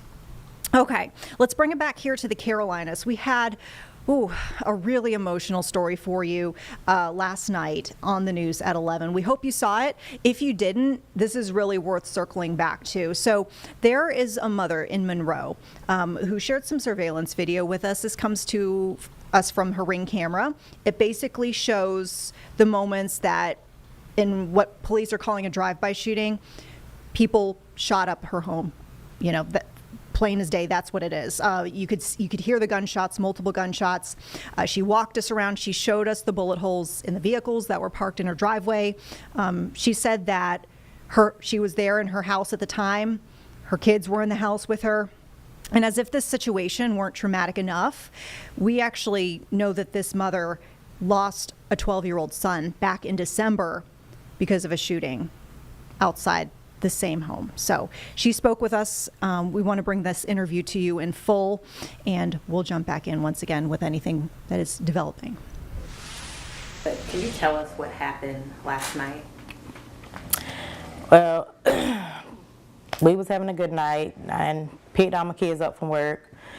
We was chilling in the garage and talking, and then everybody eventually eased away. So I had one son left in the garage, and I was like, son, don't stay up too much longer, cut the light off, I'm going to bed. And he was like, okay, mama. So I went to bed. I went in my bed 15 minutes, and I just heard, brah, brah, brah, brah, brah, brah, brah. And I'm like, what the world is that? And I had to just sit and listen. I said, I think somebody shooting my house. I said, y'all get down, get down. I told my baby to get down. First thing he did is got down and got under the bed. And I was like, oh my God. I said, I know that just didn't shoot my house up. And I got on my camera, looked at my camera, and I see nothing but like feathers or stuff like that. So I got on the phone and called 911, which I didn't know my baby girl had called 911 first. So they was on the phone with her as well as me. They got out here and responded quick. But I was just thankful, you know, nobody when my home was hurt, because it was 40 bullet casings. 40. So me, I was just thanking God, you know, like, thank you. None of my family was hurt and harmed, you know, just material stuff that can be replaced, just as long as my family wasn't hurt. Called the police. They told me, I said, I don't know what's going on. I just know I've heard, you know, they've been going around lately shooting up different people's homes and stuff. I don't know what the case may be. I said, because I go to work and I come home, tend to my kids and do what I do. I don't bother people. I don't visit people. I don't have friends, none of that. So it's just like, just me and my kids. And my kids work and go home. So it was just out of the ordinary for somebody to just come and just shoot our house up like that. And then in the midst, one of the guys ended up getting shot by one of the people they was with, shooting up the house. And so when the police got here, the hospital called them and made them aware that someone had came in with gunshot wounds. So after they assessed the scene here, they went to the hospital, I guess took care of that, and then detectives came back out today, finished assessing everything, talked to us, got more bullet casings that was in most of our vehicles and stuff, told us if we need anything, you know, give them a call. If we find any more casings, just call them, they'll come out and get it. But they've been really active and great with assessing this situation. That's a lot. All right, folks, we are going to pause this for just a moment because we want to break in with some brand new information here into the Live Impact News studio. This is regarding a hotly contested, pretty visible bill that was moving through the North Carolina General Assembly. This was that shrimping bill. We actually talked about it at length throughout the week here on Live Impact News and on WCNC+. So our affiliate in Raleigh is reporting here that the North Carolina Senate, while they had passed the bill, apparently it will not be moving forward in the House.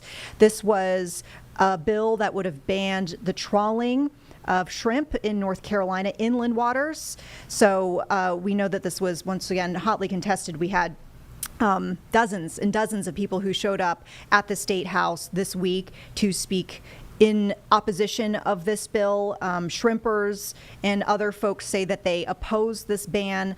And reportedly here we're seeing from our affiliate, these folks were cheering in the State House as the House Republicans were emerging from a meeting where they kind of caucused and they discussed how to move forward and decided essentially that there was going to be some more dialogue needed. So here's what we're seeing. House Bill 442 will not advance this session. It had passed the Senate 41-4 last week, and there's a note here, and I mean we've seen this with multiple types of legislation, that bills never truly die. In a situation like this, they could be revived. So just because it's not expected to move forward this session doesn't mean it couldn't move forward in the future. But essentially, this is something that we're seeing lawmakers deciding that apparently they need to talk about this a little bit more and decide the best way to move forward. So once again, breaking in here on Live Impact News with a breaking update on that shrimp trawling ban legislation that was proposed in the General Assembly in North Carolina will not move forward this session. All right, so we'll get back to this interview we had. This is the Monroe mother who described her home being shot up in a drive-by shooting while she was inside with her children. All of this coming just months after she lost her 12-year-old son in a similar situation. This was back in December, that first incident. Yes, ma'am. So you and your 7 kids, was anyone else in the home? All of us was in the home. Outside of you and your 7 kids? No, just us. So when you think about 40, I mean, someone could have gotten killed. And that's what I said. Because I didn't know how many. I just know I seen the little tags they put on. I was like, no, it had to be at least 50. But when he came today, he said it was 40. I said, I knew it was a good bit. I said, I just thank God, you know, that there is a God, and he had my house covered last night. And most of the vehicles took most of the bullets. Have not the vehicles been there, you know, it could have been different. But because they was in the way, you know, it stopped a lot of them from coming through the walls. And luckily, they bypassed my kids as my kids was, you know, trying to get upstairs to their rooms and stuff just to get to safety. And when we last spoke on Friday, we were initially going to talk about your son who was gunned down back in December the 7th, 2024. Is this the second time this house has been shot up? Yes, ma'am. Can you talk about that? Okay, December the 7th, 2024, I was at my house relaxing. I had been working a long week that week, working overtime and stuff. So I told my kids, I said, I really don't want to be bothered this weekend. No company or nothing. So they was like, okay. Their friend girls had came over. So my husband had took them and dropped them off at a park. So a woman come over there with a guy trying to fight the girls that was with my kids. And luckily, one of the kids had left their cell phone in my husband's truck. So my husband ended up going back. And we got there, he seen the girl and the guy there. They had a gun. So he was like, you know, what's going on? And he was like, y'all kids, come on with me. You know, so he made all the kids come with him. He brought them to my house and he dropped them off. And I said, y'all just stay here, you know, stay in my garage. So he came home and told me what was going on. I was like, y'all just chill here, you know, till we figure out what's going on. So I said, I'm going to watch TV. So they all hung out in my garage. So I went upstairs. One of the little girls came. She said, Miss Danielle, this girl trying to come fight us. And I was like, for what? She was like, I don't know. I was like, okay, well, we're not going to pay it no attention. Like, okay. She was like, okay. So I steady carried on watching TV, me and my 5-year-old. She came back up 10 minutes later. She said, Miss Danielle, they pulling up. And I'm like, what? And I'm like, I said, I want to chill this weekend. Like, what is it? Like, I don't have drama with people. I don't have nothing. Like, what is going on? So I looked on my camera. By the time I looked on my camera, the girl had them pulled up. It was a car behind her, a car down that street in the alley, and went over there. So by the time I seen everything, I heard bullet shots. So instantly, I just called 911. I said, somebody shooting. She was like, okay. The woman was talking to him. I heard the kids run upstairs. I said, where everybody at? Where everybody at? I'm seeing everybody. I saw, we're missing one. They said Messiah. So I goes across to my son's room, straight across, and I look out the window and I see Messiah face down on the ground outside. So I hang up with the emergency lady instantly. I run out the door. I go out there, you know, I'm praying, God, please don't take my child.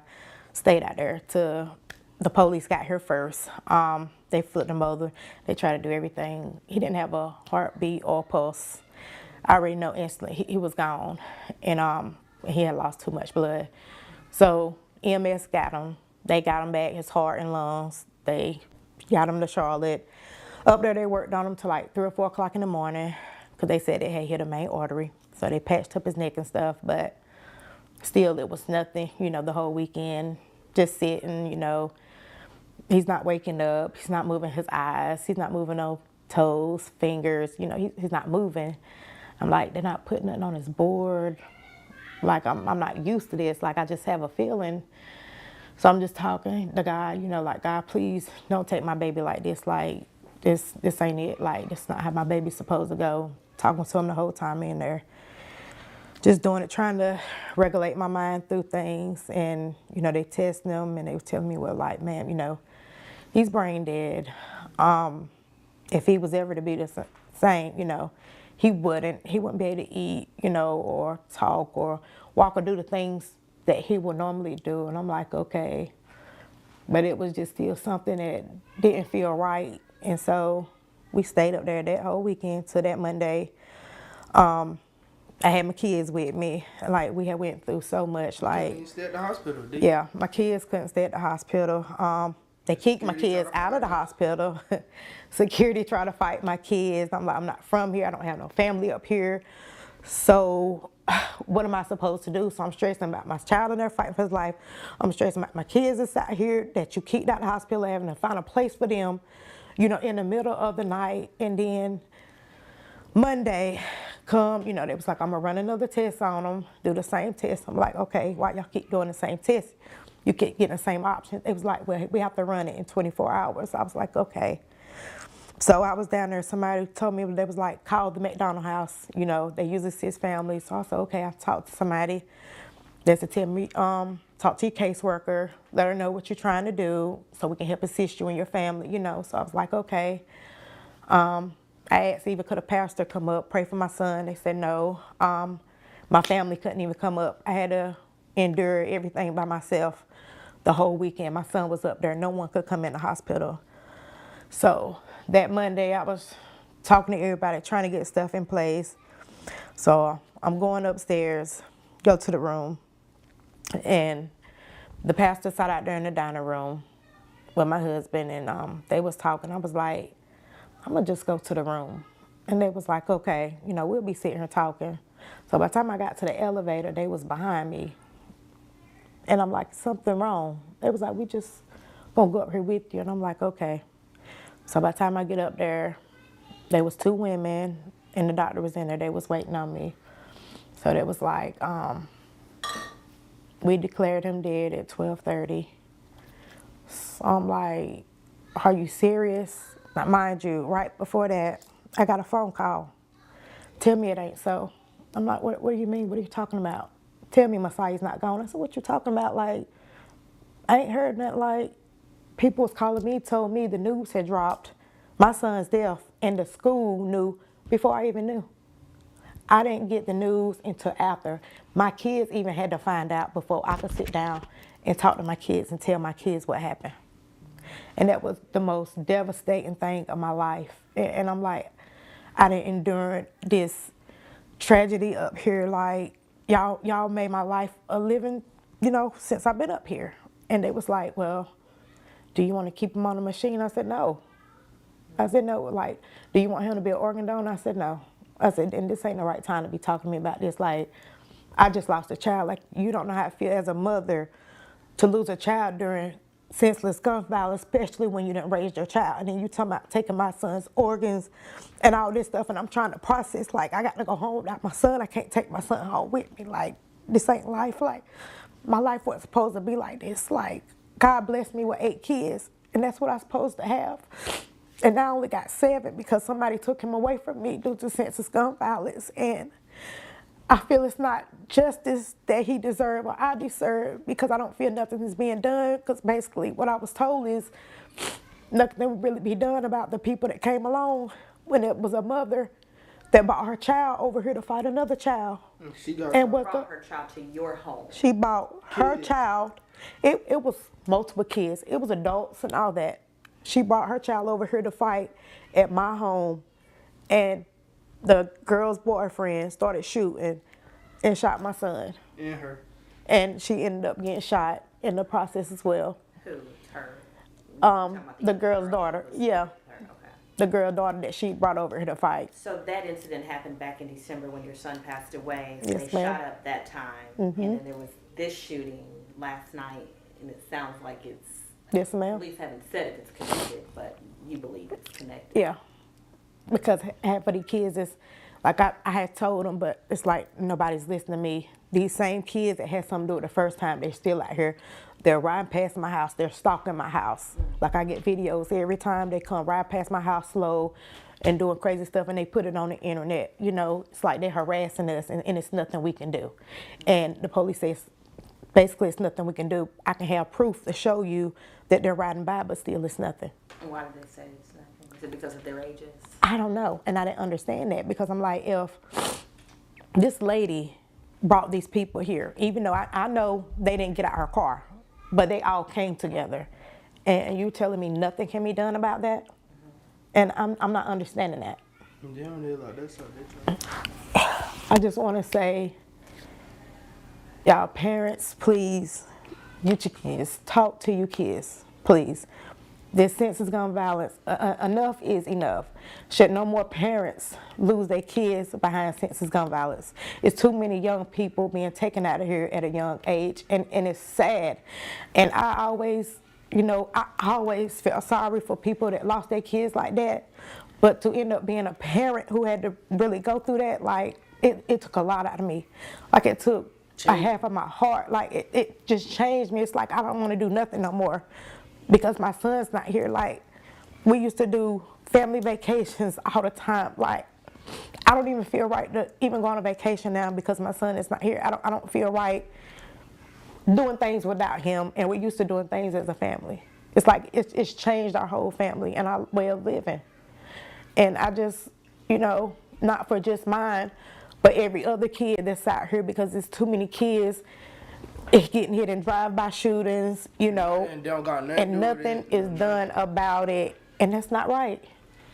And like you told me Friday, basically you feel like police is not doing enough. Yeah, it's not. I just want justice to be served for Messiah and every other child that's been gone for senseless gun violence. Like, if they can't hold these kids accountable, they need to start holding these parents accountable. Like, somebody has to be held accountable. They said the hands of one is the hands of all. So I think if you come with somebody to do something, you should take the charge as well as them for coming along on the ride.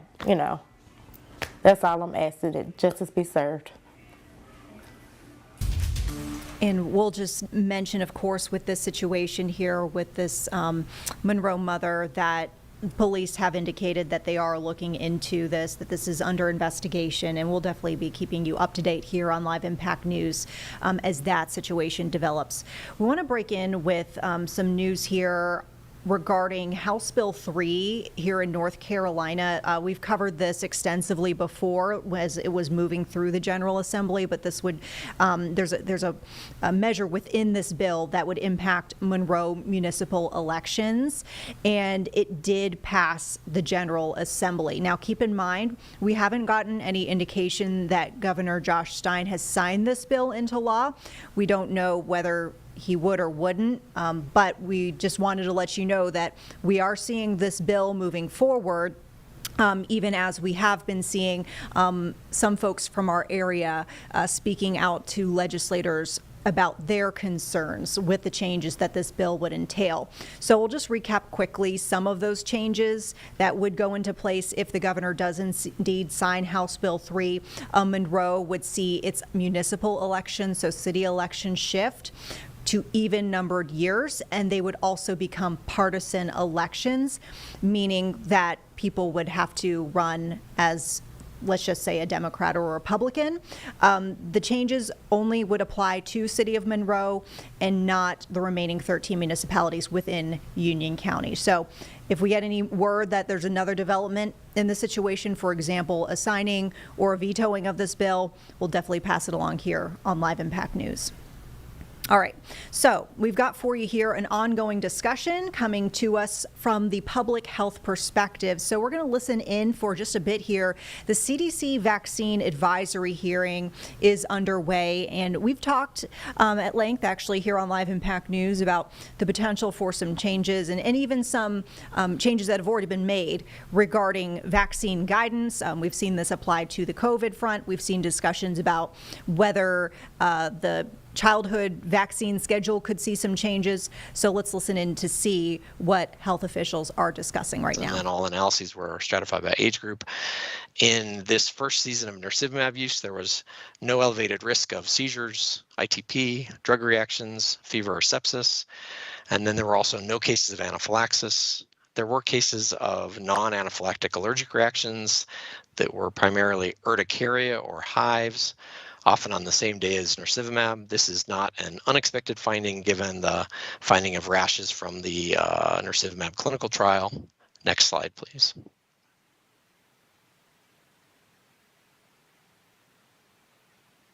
Next slide, please. So to provide a methods overview, and again, now I'm going to be summarizing the safety results for nirsevimab for the 24-25 season. We used all VSD data contributing sites. The population was all infants 0 days through less than 8 months of life who received nirsevimab between October 1st of sites. The population was all infants 0 days through less than 8 months of life who received nirsevimab between October 1st of 2024 and February 1st of 2025. With respect to same-day vaccines, this study included all nirsevimab exposed infants, regardless of whether they received vaccines on the same day as nirsevimab. We also required health insurance enrollment through the control window. What I mean by this is that the infants needed to have health insurance with their VSD site through the end of their control window so that we could assess both the receipt of nirsevimab and then whether they had adverse events through the control window. We primarily used a self-controlled risk interval design, and then we excluded infants born to someone who received RSV vaccine during pregnancy. Next slide, please. I did want to provide a little bit more information about the use of self-controlled designs in safety studies. The self-controlled risk interval is a form of self-controlled case series. Self-controlled case series designs are commonly used in vaccine safety studies. The rationale for using self-controlled designs is as follows. The exposed to a vaccine, or in this case to nirsevimab, often differ in important characteristics from the unexposed, and these characteristics may not be measured in electronic health record data and can confound safety assessments. To provide an example, if there is a new vaccine and early adopters of that new vaccine are quite healthy, then if we compared them to the unvaccinated, it would bias towards not seeing a safety finding if there was a safety finding there because of the difference between the vaccinated and the unvaccinated. So self-controlled designs are within individual designs. They control for measured and unmeasured confounders that do not vary over time, for example, a prevalent chronic condition. So in self-controlled designs, there is an exposure, in this case, nirsevimab, and then we look in a risk window immediately following nirsevimab or vaccine exposure compared to a later time in that same individual. So with respect to a prevalent condition, if there's an adult who has type 1 diabetes and then receives a vaccine and then has a risk and a control window, they have type 1 diabetes in their risk window and in their control window. That is controlled for implicitly with a self-controlled design. Next slide, please. I also want to discuss age effects because this is an important consideration in how we design this study. Diagnoses in the first month of life are often related to pregnancy, delivery, newborn-specific conditions. Healthcare utilization is different in the first month of life, and then there can be lags in health insurance enrollment. And then one other consideration, with the exception of the birth dose of hepatitis B vaccine, the earliest that all other vaccines recommended can be given is 38 days of age. So for all of these reasons, we performed separate safety analyses for the newborns, which here we're defining as 0 days through 37 days of age, and then infants out of the newborn period, which here we're defining as 38 days through 8 months of age. Next slide, please. In terms of the adverse events that we monitored, the adverse events were pre-specified, and they were chosen based on biologic plausibility, clinical trial data, as well as expert opinion, including feedback that we received from the ACIP RSV workgroup. The adverse events were primarily identified based on ICD-10 diagnosis codes. We also used platelet counts for one of the outcomes. Next slide, please. Here are the outcomes for the nirsevimab safety surveillance study. The first column shows the adverse event. The next column shows the study design. We examined seizures, immune thrombocytopenia or ITP, drug reaction, fever, and sepsis. These were self-controlled risk interval designs. And then anaphylaxis and non-anaphylactic serious allergic reactions in which the counts were monitored. And then also have plans to study autoimmune and immune complex disease.